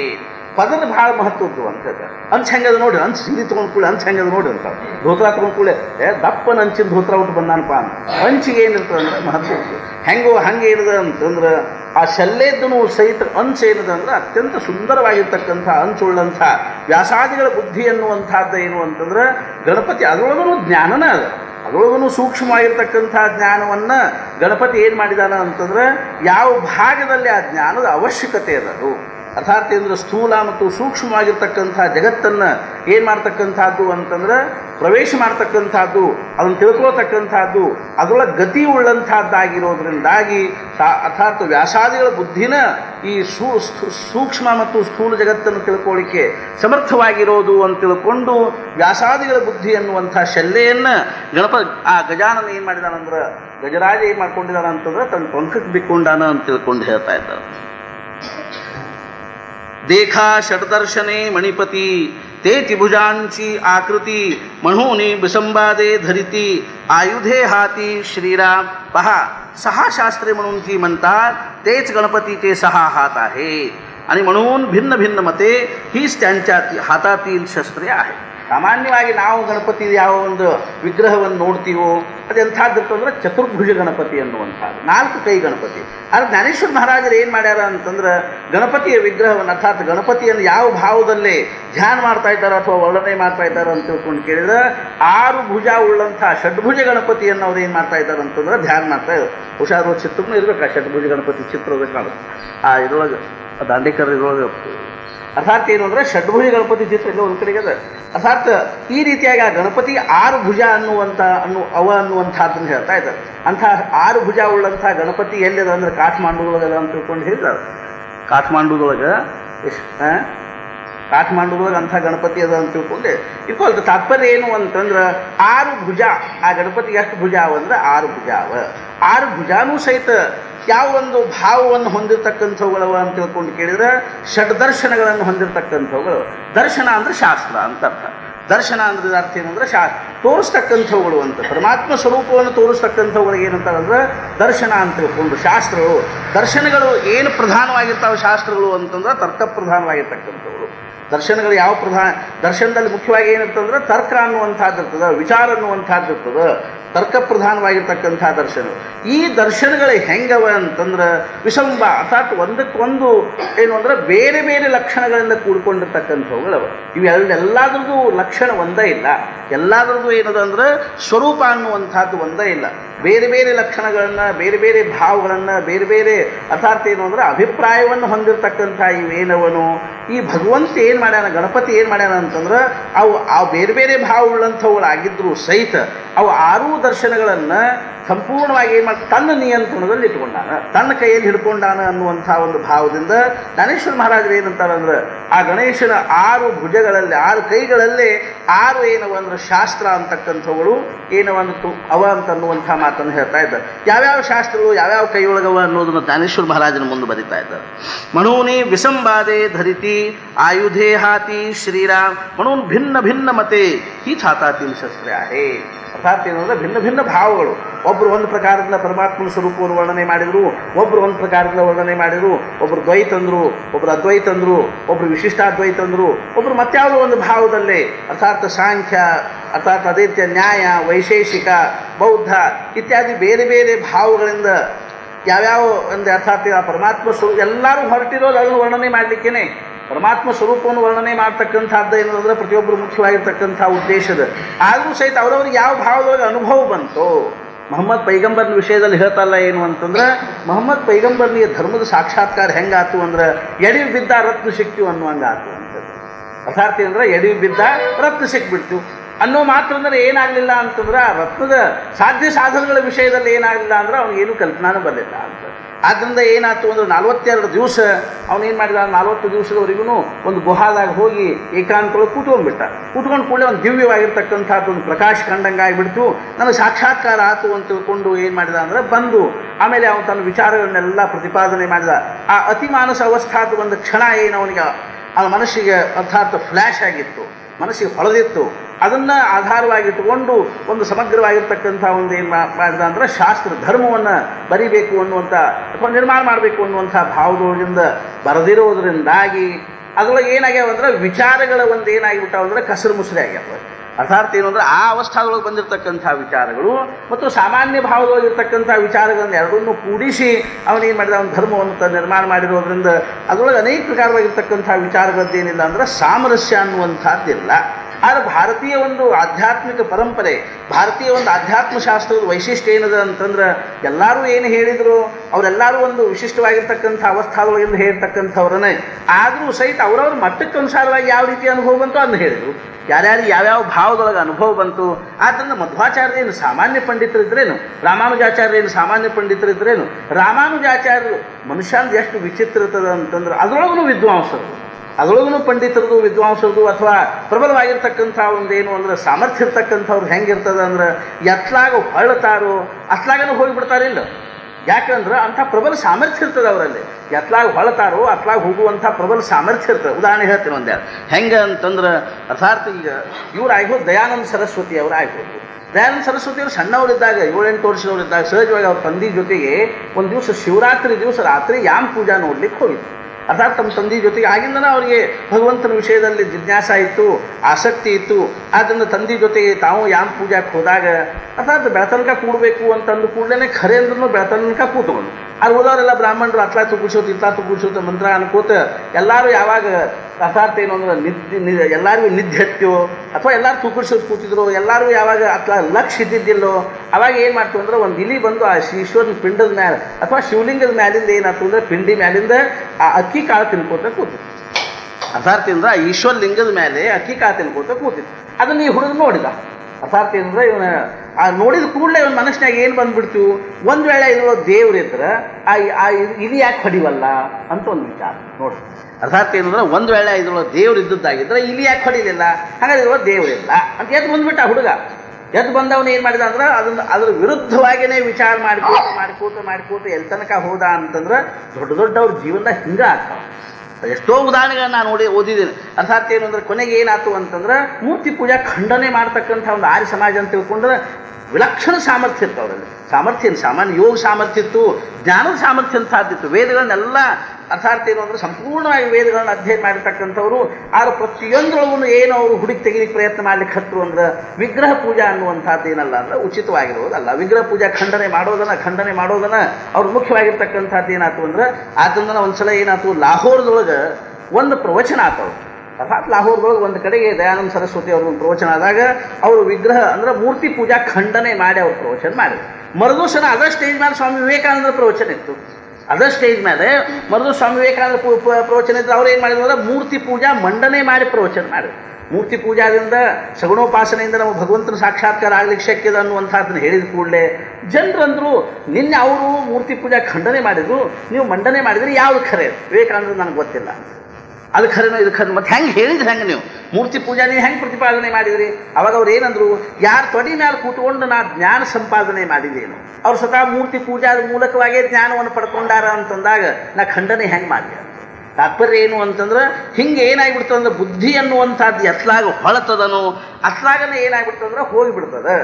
ಅದೇ ರೀತಿಯಾಗಿ ಅರ್ಥಾತ್ ರಾಮಾನುಜರದು ಏನಾಯ್ತು ಅಂತಂದ್ರೆ ರಾಮಾನುಜರು ಮಹಾ ದೊಡ್ಡ ಪಂಡಿತರು. ಅವರು ಶಂಕರ ಭಾಷ್ಯವನ್ನು ಓದುವ ಹೊತ್ತಿನಾಗ ಶಂಕರಾಚಾರ್ಯರು ಭಾಷ್ಯದಲ್ಲಿ ಒಂದು ಕಡೆಗೆ ಸಹಜವಾಗಿ ಏನು ಬರ್ದಾರಂದ್ರೆ ಸೂರ್ಯಾಸ್ತ ಆಗ್ತಾ ಇತ್ತು. ಆ ಸೂರ್ಯಾಸ್ತದ ಸೂರ್ಯನ ಬಣ್ಣ ಹೆಂಗಿತ್ತು ಅಂದ್ರೆ ಕಪ್ಯಾಸಮಿವ, ಕಪಿ ಆಸ ಅಂದ್ರೆ ಕಪಿ ಕುಂಡಿಗತೆ ಇತ್ತು ಅಂತ ಬರ್ದಾರ. ಅಂದ್ಕೊಂಡು ಇವ್ರು ಸಿಟ್ಟು ಬಂದ್ಬಿಡ್ತು. ಅಂಥ ವೇದಾಂತವನ್ನು ಹೇಳಿಕತ್ತಾರ ಏನು ಅಸಹ್ಯ ಉದಾಹರಣೆ ಬೇಡ ನಮಗೆ ಅದ್ವೈತನ ಬೇಡ, ಅದ್ವೈತ ಅದು ವಿಚಿತ್ರ ಅದ್ವೈತ ಕಾರಣ ಏನು ವಿಚಿತ್ರ ನೋಡಿ. ಅರ್ಥಾತ್ ಏನು ಅಂತಂದ್ರೆ ಕಪ್ಯಾಸಮಿವ ಸೂರ್ಯ ಅಂತ ಒಂದು ಕಡೆ ಬರ್ದ, ಅಥವಾ ಕೆಂಪಗ ಇದ್ದ ಅಂತ. ಅದನ್ನ ಇವ್ರು ಏನು ಮಾಡಿದ್ರು ತಿಳ್ಕೊಂಡು ಅರ್ಥಾತ್ ಇಕ್ಕಿದಾಗ್ಲಿಲ್ಲೇನು. ಹಾಂ ಪಂಡಿತ ರಮಾಬಾಯಿಗೂ ಆಟ್ಲ ಆಕೆ ಸುಮ್ಮನೆ ಒಂದು ಪ್ರಸಂಗ ನೋಡಿದ್ರು. ಅರ್ಥಾತ್ ಏನಂದ್ರೆ ಒಬ್ಬಳು ವಿಧವೆಯನ್ನು ಆಗ್ರಹಪೂರ್ವಕವಾಗಿ ಸತಿ ಹೋಗಿಸೋ ಪ್ರಸಂಗ ನೋಡಿದ ಕೂಡಲೇ ಆಕೆ ಸಿಡದೆದ್ದು ಬಿಟ್ಲು. ಇದಕ್ಕೆ ವಿರುದ್ಧವಾಗಿ ನಾ ಆಯುಷ್ಯ ತುಂಬ ಏನಾದರೂ ಮಾಡೋದಾಗಿದ್ರೆ ಇದಕ್ಕೆ ವಿರುದ್ಧವಾಗಿ ನಾ ಮಾಡ್ತೀನಿ ಅಂತ ತಿಳ್ಕೊಂಡು ಸಂಪೂರ್ಣ ವಿಚಾರದ ಭೂಮಿಕಾನ ತಪ್ಪಾಯಿತು. ಆದ್ದರಿಂದ ಯಾವಾಗ ಆಕೆ ಮ್ಯಾಕ್ಸ್ ಮುಲ್ಲರ್ನ ಹತ್ರ ಹೋದ್ಲು ಲಂಡನ್ದಲ್ಲೇ, ಮ್ಯಾಕ್ಸ್ ಮುಲ್ಲರ್ನ ಹತ್ರ ಹೋದಾಗ ಮ್ಯಾಕ್ಸ್ ಮುಲ್ಲರ್ ಹೇಳಿದಾಕಿ ನೀ ತಪ್ಪಿದೆ ಅಂತ ಹೇಳಿ, ನೀನು ಒಂದು ವೇಳೆ ಮಹರ್ಷಿ ದೇವೇಂದ್ರನಾಥ್ ಠಾಕೂರ್ ಪಾದದ ಮೇಲೆ ಕೂತ್ಕೊಂಡು ಭಾರತೀಯ ಒಂದು ತತ್ವಜ್ಞಾನವನ್ನು ಉಪನಿಷತ್ತುಗಳನ್ನು ನೀನು ಅಭ್ಯಾಸ ಮಾಡಿದ್ದಾಗಿದ್ರೆ ನಿನ್ನ ಮನಸ್ಸಿನ ಭಾವನೆ ಹಿಂಗೆ ಆಗ್ತಿದ್ದಿಲ್ಲ. ಆಕೆ ಸಂಪೂರ್ಣವಾಗಿ ಏನು ತಿಳ್ಕೊಂಡ್ಬಿಟ್ಲು ಅಂದ್ರೆ ಭಾರತೀಯ ಒಂದು ಅರ್ಥಾರ್ಥ ಏನು ಅಂದ್ರೆ ವಿಧವೆಯರು ಉದ್ಧಾರ ಮಾಡಬೇಕು ಅನ್ನುವಂಥ ಭಾವದಿಂದ ಸ್ವತಃ ಏನಾದ್ರು ಅಂದ್ರೆ ಕ್ರಿಶ್ಚಿಯನ್ ಆಯ್ತು, ಅವ್ರನ್ನೂ ಕ್ರಿಶ್ಚಿಯನ್ ಮಾಡಲಿಕ್ಕೆ ಪ್ರಯತ್ನ ಮಾಡಲು. ಕೊನೆಗೆ ಏನಾಯ್ತು ಅಂತಂದ್ರೆ ಅದೆಲ್ಲ ಕೂಡಿ ಕೊನೆಗೆ ಅಸಮಾಧಾನಕ್ಕೆ ಕಾರಣ ಆತೆ ಹೊರತು ಅದರಿಂದ ಏನೂ ಸಮಾಧಾನ ಮಾಡುವಳ್ಳಾಗ್ತದೆ, ವಿಧವೆಯರು ಉದ್ಧಾರ ಮಾಡುವಳ. ಅದು ಬೇರೆ ಬೇಕಾದಷ್ಟು ಮಾರ್ಗ ಇದ್ದು ಇಲ್ಲೋ, ಎಲ್ಲ ವಿಧವೆಯನ್ನು ಕೂಡಿಸಿ ಅವರು ಹೊಟ್ಟೆ ಹಾಕಿ ಬಟ್ಟೆ ಕೊಟ್ಟು ನಾಮಸ್ಮರಣೆ ಮಾಡಿರಿ ಅಂತ ಹೇಳಿದ್ರೆ ಬೇಕಾದಷ್ಟು ಉದ್ಧಾರ ಆಗಿ ಹೋಗ್ತಿತ್ತು. ಅದೆಲ್ಲ ಬಿಟ್ಕೊಟ್ಟು ಅವರಿಗೆಲ್ಲ ನೀವು ಚಂದಂಗೆ ಬಾಬ್ ಕಟ್ ಮಾಡಿಕೊಡ್ರಿ, ಫ್ರಾಕ್ ಹಾಕ್ಕೊಡ್ರಿ ಅಂತ ತಿಳ್ಕೊಂಡು ಹೇಳಿ ಚಂದಂಗೆ ನೀವೇನು ಮಾಡಿರಿ ಬ್ಯಾಡ್ಮಿಂಟನ್ ಆಡ್ರಿ ಅಂತ ತಿಳ್ಕೊಂಡು ಅವ್ರಿಗೆ ಹೇಳಿದ್ರೆ ಪಾಪ ಏನು ಮಾಡ್ಬೇಕು ಅವರು. ಆದ್ದರಿಂದ ಏನು ಅಂದ್ರೆ ಆ ಕ್ರಿಶ್ಚಿಯನ್ರು ಆಗದ ಹೊರತು ಹಿಂಗೆ ಅವ್ರಿಗೆ ಬಾಬ್ ಕಟ್ ಮಾಡ್ಕೊಳಿಕ್ಕೆ ಬರಂಗಿಲ್ಲ, ಫ್ರಾಕ್ ಹಾಕ್ಕೊಳಿಕ್ಕೆ ಬರಂಗಿಲ್ಲ, ಬ್ಯಾಡ್ಮಿಂಟನ್ ಆಡ್ಲಿಕ್ಕೆ ಬರಂಗಿಲ್ಲ ಅಂತಕೊಂಡು ಅವ್ರನ್ನ ಕ್ರಿಶ್ಚಿಯನ್ ಮಾಡಿ ಅವರಿಗೆಲ್ಲ ಸ್ವಚ್ಛಂದವಾಗಿರ್ಲಿಕ್ಕೆ ಅವಕಾಶ ಮಾಡಿಕೊಡೋದು ಅನ್ನುವಂಥದ್ದೇನು ಮನೋವೃತ್ತಿಗಳನ್ನು ಉದ್ಧಾರ ಮಾಡೋದ್ರ ಲಕ್ಷಣ ಏನಿದೆ, ಮನೋವೃತ್ತಿಗಳನ್ನು ಸಮಾಧಾನಗೊಳಿಸ್ತಕ್ಕಂಥದ್ರ ಲಕ್ಷಣ ಏನು. ಆದ್ದರಿಂದ ಕೊನೆಗೆ ಏನಾದರೂ ಅಂದ್ರೆ ಕೇಡಗಾಂವದಲ್ಲಿ ಆಶ್ರಮ ಮಾಡಿದ್ರೂ ಕೊನೆಗೆ ನಿರಾಶೆ ಆಗಬೇಕಾಗಿ ಬಂತು. ಎಂಥ ಮಹಾನ್ ಪಂಡಿತರು 16ನೇ ವರ್ಷಕ್ಕೆ ಕಲ್ಕತ್ತಾದೊಳಗೆ ಆಕಿ ಪ್ರವಚನ ಮಾಡಿದ್ರೆ 16,000 ಶ್ಲೋಕ ಬಾಯ್ಪಾಠ ಬರ್ತಿದ್ವು ಅಂತ. ವಯಸ್ಸಿನ 16ನೇ ವರ್ಷಕ್ಕೆ ನಾ ಕಲ್ಕತ್ತಾದೊಳಗೆ ಒಂದು ದೊಡ್ಡ ಪಂಡಿತರ ಮುಂದೆ ಆಕೆ ಭಾಷಣ ಮಾಡಿದ್ರೆ ಅದರ ಸಭಾದ ಮೇಲೆ ಆಕೆಗೆ ಪಂಡಿತ ರಮಾಬಾಯಿ ಸರಸ್ವತಿ ಅಂತ ಬಿರುದು ಕೊಟ್ಟು ಭಿಕಾರಿಗತೆ ಬಂದಿದ್ದು. ಅಕ್ಷರಶಃ ಅಣ್ಣ ತಂಗಿ ಇಬ್ಬರು, ತಂದೆ ಸತ್ರು, ತಾಯಿ ಸತ್ರು, ತಂದೆ ತಾಯಿ ಸತ್ತಾಗ ಹೊರಲಿಕ್ಕೆ ದಿಕ್ಕಿದ್ದಿದ್ದಿಲ್ಲ ಅಂಥ ಪರಿಸ್ಥಿತಿ. ರಾಯಚೂರೊಳಗೆ ಅವರವು ಸತ್ರ ರಾತ್ರಿ 8 ಗಂಟೆಗೆ ಅವರವು ಸತ್ರ ಹೊರಲಿಕ್ಕೆ ದಿಕ್ಕಿಲ್ಲ. ಅವ್ರ ಅಣ್ಣ ಶ್ರೀನಿವಾಸನ್ನು ಹೊರಲಿಕ್ಕೆ ಯಾರು 4 ಮಂದಿ ಬ್ರಾಹ್ಮಣರು ಸಿಕ್ಕಾರೇನು ಅಂತ ತಿಳ್ಕೊಂಡು ಊರು ತುಂಬ ಅಡ್ಡಾಡಿದ್ರೆ ಸಿಗಲಿಲ್ಲ. ಕೊನೆಗೆ ಇಬ್ಬರು ಬರ್ತೀವಿ ಒಂದು ಕೂಡ ನೋಡು ನಡಿ ಅಂತ ತಿಳ್ಕೊಂಡು ಸಂಜೆನಾಗ ಅದು ರಾತ್ರಿ 8 ಗಂಟೆಗೆ ಬರ್ತೀವಿ, ಮಂದಿ ಕಣ್ಣು ಮುಂದೆ ಕಾಣಿಸೋದು ಹಂಗೆ ಮಂದಿ ಕಣ್ಣಿಗೆ ಕಾಣಿಸಲ್ದಂಗೆ ಬರ್ತೀವಿ ಅಂತಂದ್ರು 8 ಗಂಟೆ ತನಕ ರಮಾಬಾಯಿ ಅವ್ರವ್ವ ನೊಣ ಜಾರಿಸೋತ ಕೂಟ ತಿನ್ಲಿಕ್ಕೆ ಅನ್ನ ಇಲ್ಲದಕ್ಕೆ ಅವ್ರವ್ವ ಸತ್ಲು. ಖರೆ ಮುಂಚೆ ಎಷ್ಟು ಶ್ರೀಮಂತರಾಗಿದ್ರು ಅಂತಂದ್ರೆ ನೇಪಾಳದ ರಾಜ ಅವರಿಗೆ ಆನೆ ಕೊಟ್ಟಿದ್ದ, ಅದೇ ರೀತಿಯಾಗಿ ಮೈಸೂರು ರಾಜ ಅವರಿಗೆ ಸಂಭಾವನೆ ಕೊಟ್ಟಿದ್ದ, ಪಾಲ್ಕಿಯೊಳಗೆ ಕೂಡಿಸಿ ಅವ್ರ ತಂದೆಯವರಿಗೆ ಅದೆಲ್ಲ ಇಂಥ ಪರಿಸ್ಥಿತಿಗಳಿಗೂ ಕೊನೆಗೆ ಎಲ್ಲರೂ ಕಳ್ಕೊಂಡು ಅಪ್ಪ ಸತ್ತ, ಅವು ಸತ್ತ, ಅಕ್ಕ ಸತ್ಲು, ಹೀಗೆ ಎಲ್ಲರೂ ಸತ್ಕೊಳ್ಳಿ ಅಣ್ಣ ತಂಗಿ ಇಬ್ಬರು ಭಿಕ್ಷಾ ಬೇಡ್ಕೋತ ಕಲ್ಕತ್ತಾಕ್ಕೆ ಹೋದ್ರು. ಅಲ್ಲಿ ಒಂದೇ ಒಂದು ಭಾಷಣ ಮಾಡಿದ್ದಕ್ಕಾಕಿ ರಮಾಬಾಯಿ ಪಂಡಿತ ರಮಾಬಾಯಿ ಸರಸ್ವತಿನ ಬಿರುದು ಕೊಟ್ಟರು. ಉತ್ತಮವಾಗಿರ್ತಕ್ಕಂಥ ಮನೆ ಇರಲಿಕ್ಕೆ ಎಲ್ಲ ವ್ಯವಸ್ಥೆ, ಆಮೇಲೆ ಇಡೀ ಬಂಗಾಲ್ ತುಂಬ ಪ್ರವಚನ ಮಾಡಿ ಆಕೆ ಪ್ರಸಿದ್ಧ ಆಗಿಬಿಟ್ಲು. ಆದರೂ ಸಹಿತ ಜೀವನ ದಿಶಾ ತಪ್ಪಾಗಿ. ಆದ್ದರಿಂದ ಸತ್ಸಂಗ ಎಷ್ಟು ಮಹತ್ವದ ಅಂತಂದ್ರೆ ಕೇಳೋದಿದ್ರೆ ಎಂಥವ್ರದ್ದು ಕೇಳಬೇಕು ಅಂದ್ರೆ ಎದ್ರೊಳಗೆ ಯಾವ ಸತ್ಪುರುಷರ ವಿಚಾರಗಳಲ್ಲಿ ಏನದ ಅಂತಂದ್ರೆ ಆದ್ದರಿಂದ ಏನದ ಅಂದ್ರೆ ಪರಂಪರಾಕ್ಕೆ ಬಹಳ ಮಹತ್ವ ಅದ. ಯಾವುದೋ ಒಂದು ನಾವು ವಿಚಾರಗಳನ್ನು ಕೇಳಬೇಕು, ಇವ್ರು ಯಾವ ಪರಂಪರಾದೊಳಗೆ ಇದ್ದಾರಪ್ಪ ಅನ್ನೋದು ಮುಂಚೆ ತಿಳ್ಕೊಂಡನ ಅವ್ರನ್ನ ಕೇಳಲಿಕ್ಕೆ ಹೋಗ್ಬೇಕು. ಇವ್ರಿಗೆ ಪರಂಪರಾ ಇಲ್ಲರಿ ಅಂದ್ರೆ ಉಸಾವರಿ ಮಾಡ್ಲಿಕ್ಕೆ ಹೋಗ್ಬಾರ್ದು.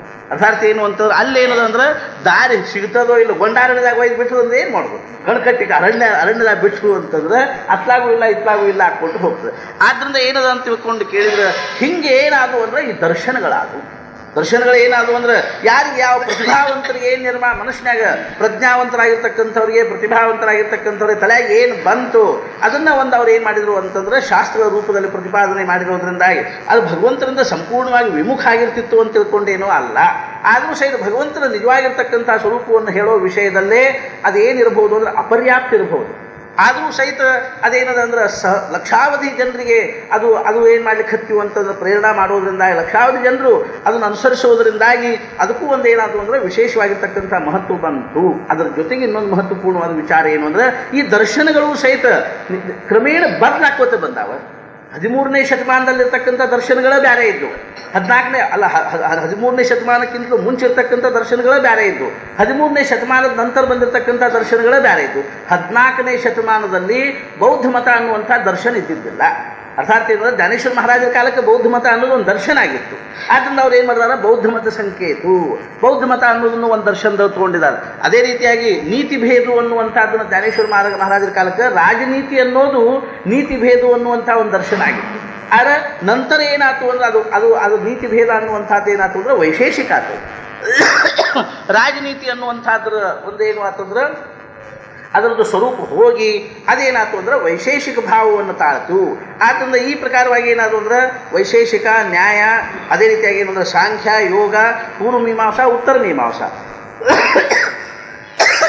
ಇವು ಇವಾಗ ಪ್ರಸಿದ್ಧವಾಗಿರ್ತಕ್ಕಂಥ ದರ್ಶನಗಳು. ಇವಾಗ ಏನವ ಅಂದ್ರೆ ಅರ್ಥಾತ್ ಕಣಾದ್ರದ್ದು ಏನು ಅಂತಂದ್ರೆ ವೈಶೇಷಿಕ, ಗೌತಮರದ ನ್ಯಾಯ, ಕಪಿಲರದ ಸಾಂಖ್ಯ, ಅದೇ ರೀತಿಯಾಗಿ ಏನಂದ್ರೆ ಪತಂಜಲಿದು ಯೋಗ, ಅರ್ಥಾತ್ ಜೈಮಿನಿದು ಪೂರ್ವ ಮೀಮಾಂಸಾ, ವ್ಯಾಸರದು ಉತ್ತರ ಮೀಮಾಂಸಾ.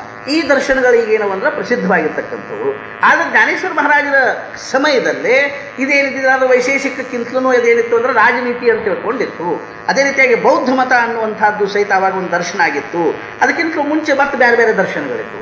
ಈ ರೀತಿಯಾಗಿ ಏನಂದ್ರೆ ದರ್ಶನಗಳು ಸಹಿತ ಕಾಲಮಾನಕ್ಕನುಸಾರವಾಗಿ ಏನಾಗ್ಕೋತ ಬಂದಾವಂದ್ರೆ ಪ್ರತಿಭಾ ಹೆಂಗೆ ಜಾಗೃತ ಆಕ್ಕೋತ ಹೋತು.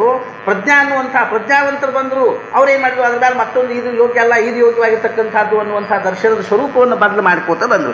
ಆದರೆ ಇಷ್ಟು ಮಾತ್ರ ಖರೇಲ್ಲ ಏನು ಅಂದ್ರೆ ಪ್ರಾಚೀನ ಕಾಲದಿಂದಲೂ ಈ ಎರಡು ದರ್ಶನಗಳು ಏನವ ಅಂದ್ರೆ ಪೂರ್ವ ಮೀಮಾಂಸಾ ಮತ್ತು ಉತ್ತರ ಮೀಮಾಂಸದೊಳಗೆ ಏನಾಗಿಲ್ಲ ಅಂತಂದ್ರೆ ಇವು ಯಾವುದೇ ಪ್ರಕಾರವಾಗಿರ್ತಕ್ಕಂಥ ವ್ಯತ್ಯಾಸ ಆಗಲ್ದೇ ಸುಮಾರು 4000 ವರ್ಷಗಳಿಂದ ನಮ್ಮ ಭಾರತೀಯ ಒಂದು ಸಂಸ್ಕೃತಿಯಲ್ಲಿ ಪೂರ್ವ ಮೀಮಾಂಸಾ ಉತ್ತರ ಮೀಮಾಂಸಾ ಕಿಂಚಿತ್ತೂ ಅಲಗಾಡದೇ ಇರತಕ್ಕಂಥ ಭಾವದಲ್ಲಿರೋದಕ್ಕೆ ಮುಖ್ಯ ಕಾರಣ ಏನು ಅಂದರೆ ವ್ಯಾಸಾಧಿಕಾಂಕ್ಷಿ ಮತಿ, ವ್ಯಾಸರ ಬುದ್ಧಿ ಅನ್ನುವಂಥದ್ದೊಳಗಿಂದ ಪ್ರಕಟ ಆಗಿರೋದ್ರಿಂದಾಗಿ ಪೂರ್ವ ಮೀಮಾಂಸಾ ಮತ್ತು ಉತ್ತರ ಮೀಮಾಂಸಾ. ಹಾಗಾದ್ರೆ ಪೂರ್ವ ಮೀಮಾಂಸನು ವ್ಯಾಸರದ ಏನು ಅಂದ್ರೆ ಅವ್ರ ಶಿಷ್ಯರಾಗಿರ್ತಕ್ಕಂಥ ಜೈಮಿನಿಗಳದು. ಆದ್ದರಿಂದ ಏನದ ಅಂತಂದ್ರೆ ಪೂರ್ವ ಮೀಮಾಂಸಾ ಉತ್ತರ ಮೀಮಾಂಸಾನ ಖರೇ ವ್ಯಾಸರದು. ಉತ್ತರ ಮೀಮಾಂಸಾದ ಭಾವದೊಳಗನ ಅವ್ರು ಏನು ಬರೆದ್ರು ಅಂದ್ರೆ ಬ್ರಹ್ಮಸೂತ್ರವನ್ನು ಏನು ಬರೆದ್ರು. ಆದ್ದರಿಂದ ಏನದಂದ್ರೆ ಇವೆರಡು ಮಾತ್ರ ಏನಾಗಲಿಲ್ಲ ಅಂದ್ರೆ ಮುಂದೆ ಕಪಿಲರು ಬಂದಾಗ ಸಾಂಖ್ಯಾತು, ಪತಂಜಲಿಗಳು ಬಂದಾಗ ಯೋಗ ಆತು. ಆದರೂ ಸಹಿತ ಇವು ಮುಂಚೆ ಏನವ ನ್ಯಾಯ ಮತ್ತು ವೈಶೇಷಿಕ ಅನ್ನುವಂಥವುಗಳು ಏನವಂದ್ರೆ ಕಾಲಮಾನಕ್ಕನುಸಾರವಾಗಿ ಏನಾಗಿದ್ದು ಒಂದು ಸ್ವಲ್ಪ ವ್ಯತ್ಯಾಸವನ್ನು ಹೊಂದಿದ್ರು ಇವು ಯಾವ ವ್ಯತ್ಯಾಸವನ್ನು ಹೊಂದಿಲ್ಲ. ಆದ್ದರಿಂದ ಗಣಪತಿ ಜ್ಞಾನೇಶ್ವರ ಮಹಾರಾಜರ ಕಾಲದಲ್ಲಿ ಯಾವ ದರ್ಶನಗಳು ಮುಖ್ಯವಾಗಿ ಪ್ರಚಲಿತವಾಗಿದ್ದುವೋ ಆ ದರ್ಶನಗಳನ್ನು ಜ್ಞಾನೇಶ್ವರ ಮಹಾರಾಜರು ಮುಖ್ಯವಾಗಿ ಏನು ಮಾಡ್ತಾ ಇದ್ದಾರೆ ಅಂದ್ರೆ ಪ್ರತಿಪಾದನೆ ಮಾಡ್ತಾ ಇದ್ದಾರಲ್ಲ ಮತ್ತು ಹೇಳ್ತಾ ಇದ್ದಾರೆ ಏನು ಅಂದ್ರೆ ದೇಖಾ ಷಡ್ದರ್ಶನೆ ಮಣಿಪತಿ ತೇಚಿ ಭುಜಾಂಚಿ ಆಕೃತಿ ಮಣೂನೆ ವಿಸಂವಾದೆ ಧರಿತಿ ಆಯುಧೇ ಹಾತಿ ಶ್ರೀರಾಮ. ಇವೆಲ್ಲ ಹೆಂಗಂದ್ರೆ ವಿಸಂವಾದಯುಕ್ತವಾಗಿರ್ತಕ್ಕಂಥವರು, ಒಂದಕ್ಕೊಂದಕ್ಕೆ ಏನಿಲ್ಲ ಅಂತಂದ್ರೆ. ಆದ್ದರಿಂದ ಜ್ಞಾನೇಶ್ವರ ಮಹಾರಾಜ್ ಹೇಳ್ತಾ ಇದ್ದಾರಲ್ಲ ಏನು ಅಂದ್ರೆ ಇವೆಲ್ಲವುಗಳನ್ನು ಗಣಪತಿ ಏನು ಮಾಡ್ಯಾನ ಅಂದ್ರೆ ತನ್ನ ಕೈಗಳಲ್ಲೇ ಹಿಡ್ಕೊಂಡ, ತನ್ನ ಕೈಯಿಂದನೇ ಅವನ್ನೆಲ್ಲ ನಿಯಂತ್ರಣ ಮಾಡ್ಯಾನ. ಇವೆಲ್ಲ ಬೇರೆ ಬೇರೆ ಭಾವದಲ್ಲಿರ್ತಕ್ಕಂಥವಳು, ಒಂದು ಪರಶು ಅದ, ಒಂದು ಅಂಕುಶದ, ಒಂದೇನಂದ್ರೆ ಮೋದಕ ಅನ್ನುವಂಥ ಭಾವದಲ್ಲಿರ್ತಕ್ಕಂಥದ್ದು, ಒಂದು ಅಭಯ ಹಸ್ತದ ರೂಪದಲ್ಲಿರ್ತಕ್ಕಂಥದ್ದು, ಹಿಂಗೆ ಬೇರೆ ಬೇರೆ ಆಯುಧಗಳ ರೂಪದಲ್ಲಿ ತೋರ್ತಾ ಇದ್ರು ನಿಯಂತ ಯಾರು ಅಂದರೆ ಗಣಪತಿ. ಆದ್ದರಿಂದ ಅವುಗಳಿಂದ ಯಾವುದೇ ಪ್ರಕಾರವಾಗಿರ್ತಕ್ಕಂಥ ಅಪಾಯ ಆಗೋ ಪ್ರಶ್ನೆ ಇಲ್ಲ ಅಂತ ತಿಳ್ಕೊಂಡು ಹೇಳ್ತಾ ಇದ್ದಾರೆ. ತರಿ ತರ್ಕು ತೋಚಿ ಪರಶು ನೀತಿ ಭೇದು ಅಂಕುಶು ವೇದಾಂತೂತು ಮಹಾರಸು ಮೋದಕುಮಿದವೇ ಶ್ರೀರಾಮ್. ತರಿ ಕಣಾದ ಶಾಸ್ತ್ರ ರೂಪಿ ಹಾತ ಮಧ್ಯೆ ಅನುಮಾನ ರೂಪಿ ಪರಶು ಆಹೇ. ಅರ್ಥಾತ್ ಏನು ಅಂತಂದ್ರೆ ತರ್ಕ ಅನ್ನುವಂಥದ್ದು, ತರ್ಕ ಅಂತಂದ್ರೆ ಅನುಮಾನ ಅರ್ಥಾತ್ ಏನು ಅಂದ್ರೆ ಅನುಮಾನದಿಂದನೇ ತರ್ಕ ಅನ್ನುವಂಥದ್ದು ಸಿದ್ಧ ಆಗ್ತದೆ. ತರ್ಕದ ಮುಖ್ಯವಾಗಿರ್ತಕ್ಕಂಥ ಸಿದ್ಧಾಂತ ಏನದ ಅಂತಂದ್ರೆ ಯತ್ರ ಯತ್ರ ಧೂಮಃ ತತ್ರ ತತ್ರ ವನ್ಹಿ. ಇದು ಅನುಮಾನ, ಎಲ್ಲೆಲ್ಲಿ ಹೊಗೆ ಅದನೋ ಅಲ್ಲಿ ನಿಶ್ಚಿತವಾಗಿ ಏನಿರ್ಲಿಕ್ಕೆ ಬೇಕು ಅಂದರೆ ಅಗ್ನಿ ಅನ್ನುವಂಥದ್ದು ಇರ್ಲಿಕ್ಕೆ ಬೇಕು ಅನ್ನುವಂಥ ಭಾವದಿಂದ ತರ್ಕವನ್ನು ಅನುಮಾನದ ಮೂಲಕವಾಗಿ ತರ್ಕವನ್ನು ಸಿದ್ಧ ಮಾಡ್ತಾರೆ. ಆದರೆ ಕಣಾದ ಶಾಸ್ತ್ರ ಅನ್ನುವಂಥ ಒಂದು ಇದ್ರ ಕೈಯೊಳಗೆ ಏನದ ಅಂದ್ರೆ ಅನುಮಾನ ಅನ್ನುವಂಥ ಪರಶು ಅದ. ಪರಶುದ ಲಕ್ಷಣ ಏನು ಅಂದ್ರೆ ತುಂಡು ಮಾಡೋದು. ಪರಶು ಏನು ಮಾಡ್ತದೆ ಅಂದರೆ ಕಡಿತದ. ಹೆಂಗೋ ಹಾಗೆ ತರ್ಕ ಅನ್ನುವಂಥದ್ದು ಏನು ಮಾಡ್ತದೆ ಅಂತಂದ್ರೆ ಶಬ್ದಗಳನ್ನು ಭಾವಗಳನ್ನು ತುಂಡು ಮಾಡಿ ವಿಭಾಜನೆ ಮಾಡಿ ತೋರಿಸ್ತಕ್ಕಂಥದ್ದಾಗಿರೋದ್ರಿಂದಾಗಿ ಈ ಕಣಾದ ಶಾಸ್ತ್ರ, ಕಣಾದ್ರ ಏನು ಅಂದ್ರೆ ಈ ನ್ಯಾಯಶಾಸ್ತ್ರವನ್ನು ಹೇಳ್ತಕ್ಕಂಥವ್ರು ಅನುಮಾನ ರೂಪಿ ಪರಶು ಆಹೇ ಅಂತ ತಿಳ್ಕೊಂಡು ತರಿ ತರ್ಕು ತೋಚಿ ಪರಶು. ತರ್ಕ ಅಂದ್ರೆ ನ್ಯಾಯ, ನ್ಯಾಯ ಅಂದ್ರೆ ತರ್ಕ. ಈ ರೀತಿಯಾಗಿರ್ತಕ್ಕಂಥ ಕಣಾದ್ರದ್ದು ಏನದ ಅಂದ್ರೆ ನ್ಯಾಯ ಅನ್ನುವಂಥದ್ದು ಏನದನು ಅದು ಈ ಪ್ರಕಾರವಾಗಿ ಏನದಂದ್ರೆ ಒಂದು ಕೈ ಒಳಗೆ ಏನದ ತರ್ಕ ಅನ್ನುವಂಥದ್ದು. ತರ್ಕ ಪರಶುರೂಪಿ ತರ್ಕ ಅದ. ತರ್ಕ ಅಂತಂದ್ರೆ ಅರ್ಥಾತ್ ಏನು ಮಾಡ್ತಕ್ಕಂಥದ್ದು ಅಂದ್ರೆ ಭಗ್ನಗೊಳಿಸ್ತಕ್ಕಂಥದ್ದು, ತುಂಡು ಮಾಡ್ತಕ್ಕಂಥದ್ದು. ತರ್ಕ ಏನು ಮಾಡ್ತದೆ ಅಂದ್ರೆ ಅಕ್ಷರಗಳ ಶಬ್ದಗಳನ್ನು ವಿಷಯವನ್ನು ತುಂಡು ಮಾಡಿ ಅದನ್ನೇನು ಮಾಡ್ತಕ್ಕಂಥದ್ದು ಅಂದ್ರೆ ಪ್ರತಿಪಾದನೆ ಮಾಡ್ತಕ್ಕಂಥದ್ದು ಅನ್ನೋದ್ರ ಸಾಂಕೇತಿಕವಾಗಿ ಏನು ಮಾಡ್ತಾ ಇದ್ದಾವೆ ಅಂದ್ರೆ ಪರಶು ಅಂತ ತಿಳ್ಕೊಂಡು ಹೇಳ್ತಾರೆ. ನೀತಿ ಭೇದು ಅಂಕುಶು. ನೀತಿ ಭೇದ ಅನ್ನೋದನ್ನ ರಾಜನೀತಿ ಅಂತ ಅರ್ಥ ಮಾಡಿದ್ದಾರೆ. ಅರ್ಥಾತ್ ನೀತಿ ಭೇದ ಅಂತಂದ್ರೆ ರಾಜನೀತಿ ಅನ್ನುವಂಥದ್ದು ಏನಿದೆ ಪ್ರಜೆಗಳನ್ನು ನಿಯಂತ್ರಣದಲ್ಲಿಡೋದಕ್ಕಾಗಿ ಏನಿದ್ದಂಗೆ ಅಂದರೆ ಅಂಕುಶ ಇದ್ದಂಗೆ. ಅರ್ಥಾತ್ ಏನು ರಾಜನೀತಿ ಅನ್ನುವಂಥದ್ದು ಏನದನೋ ಪ್ರಜೆಗಳನ್ನು ನಿಯಂತ್ರಣದಲ್ಲಿಡೋ ದೃಷ್ಟಿಯಿಂದ ಅಂಕುಶವಾಗಿರೋದ್ರಿಂದಾಗಿ ಗೌತಮೀಯ ನ್ಯಾಯದರ್ಶನ ರೂಪಿ ಹಾತಾತ್ ಪ್ರಮಾಣ ಪ್ರಮೇಯಾದಿ ಷೋಡಶ ಪದಾರ್ಥ ಅಂತ ತತ್ವಭೇದ ರೂಪಿ ಅಂಕುಶ ಹೇ ಅಂತೀವ್ರು ಬರಬಾರ್ದು. ಆದರೆ ಬೆಲ್ಸರವ್ರು ಏನಂತಾರೆ ಅಂತಂದ್ರೆ ನೀತಿ ಭೇದ ಅಂತಂದ್ರೆ ಅವ್ರೇನು ಅರ್ಥ ಮಾಡಿದಾರೆ ಅಂದ್ರೆ ರಾಜನೀತಿ ಅಂತ ತಿಳ್ಕೊಂಡು ಕುಂಟೆಯನ್ನು ಅವ್ರೊಬ್ಬರ ರಾಜನೀತಿ ಅಂತ ಬರ್ದಾರ, ಉಳಿದವ್ರೆಲ್ಲರೂ ಏನದು ಅಂದರೆ ಇದನ್ನು ಬರ್ದಾರ ಅಂತ ತಿಳ್ಕೊಂಡು ಹೇಳ್ತಾ ಇದ್ದಾರೆ. ಪ್ರಮಾಣ ಪ್ರಮೇಯ ನ್ಯಾಯ ದರ್ಶನ ಅಂತ ತಿಳ್ಕೊಂಡು ಅವ್ರು ಬರ್ತಾರೆ. ನೀತಿ ಭೇದ ಅಂತಂದ್ರೆ ರಾಜನೀತಿ ಭೇದಯುಕ್ತವಾಗಿರ್ತಕ್ಕಂಥದ್ದು. ಆದ್ದರಿಂದ ಆ ರಾಜನೀತಿ ಅನ್ನುವಂಥ ಒಂದು ಅಂಕುಶದಿಂದ ಪ್ರಜೆಗಳನ್ನು ನಿಯಂತ್ರಣ ಮಾಡಲಿಕ್ಕೆ ಬರ್ತದೆ ಅನ್ನುವಂಥ ಉದ್ದೇಶದಿಂದ ನೀತಿ ಭೇದ ಅನ್ನೋದಕ್ಕೆ ರಾಜನೀತಿ ಅಂತನ್ನುವಂಥ ಅರ್ಥವನ್ನು ಮಾಡಿದ. ಪದಾರ್ಥಾಂಶ ತತ್ವಭೇದ ರೂಪಿ ಅಂಕುಶಾಹೇ. ಅದೇ ರೀತಿಯಾಗಿ ಏನದ ಅಂತಂದ್ರೆ ವೇದಾಂತೂತು ಮಹಾರಸು ಮೋದಕುಮಿರುವೆ. ವ್ಯಾಸಕೃತ ವೇದಾಂತ ಸೂತ್ರ ರೂಪಿ ಹಾತಾತ್ ಬ್ರಹ್ಮರಸಾನೇ ಬರಲಿಲ್ಲ ಬ್ರಹ್ಮಜ್ಞಾನ ರೂಪಿ ಮೋದಕ್ ಶೋಭತಾಹೇ. ಅರ್ಥಾತ್ ಇದು ಆಯುಧ ಏನು ಅಂತಂದ್ರೆ ಅರ್ಥಾತ್ ಇದು ಸಹಿತ ಏನದಂದ್ರೆ ಒಂದು ಸಾಧನೆ ಆಗಿರ್ತಕ್ಕಂಥದ್ದು. ಆಯುಧಗಳೆಲ್ಲ ಸಾಧನೆ ಆಗಿರ್ತಕ್ಕಂಥದ್ದು. ಹೆಂಗೆ ಅಂತ ತಿಳ್ಕೊಂಡು ಕೇಳಿದ್ರೆ ಈ ಭಕ್ತಿಯ ಅರ್ಥವನ್ನು ಹೇಳಬೇಕಾದ್ರೆ ಒಂದು ಅರ್ಥ ಏನು ಹೇಳ್ತಾರಂದ್ರೆ ಭಜನನ್ನಾಮರಸ. ಭಜನದ ಅರ್ಥ ಭಜನೆ ಅಂತಂದ್ರೆ ಏನು ಅಂತಂದ್ರೆ ಭಜನನ್ನಾಮರಸಾಸ್ವಾದನಂ.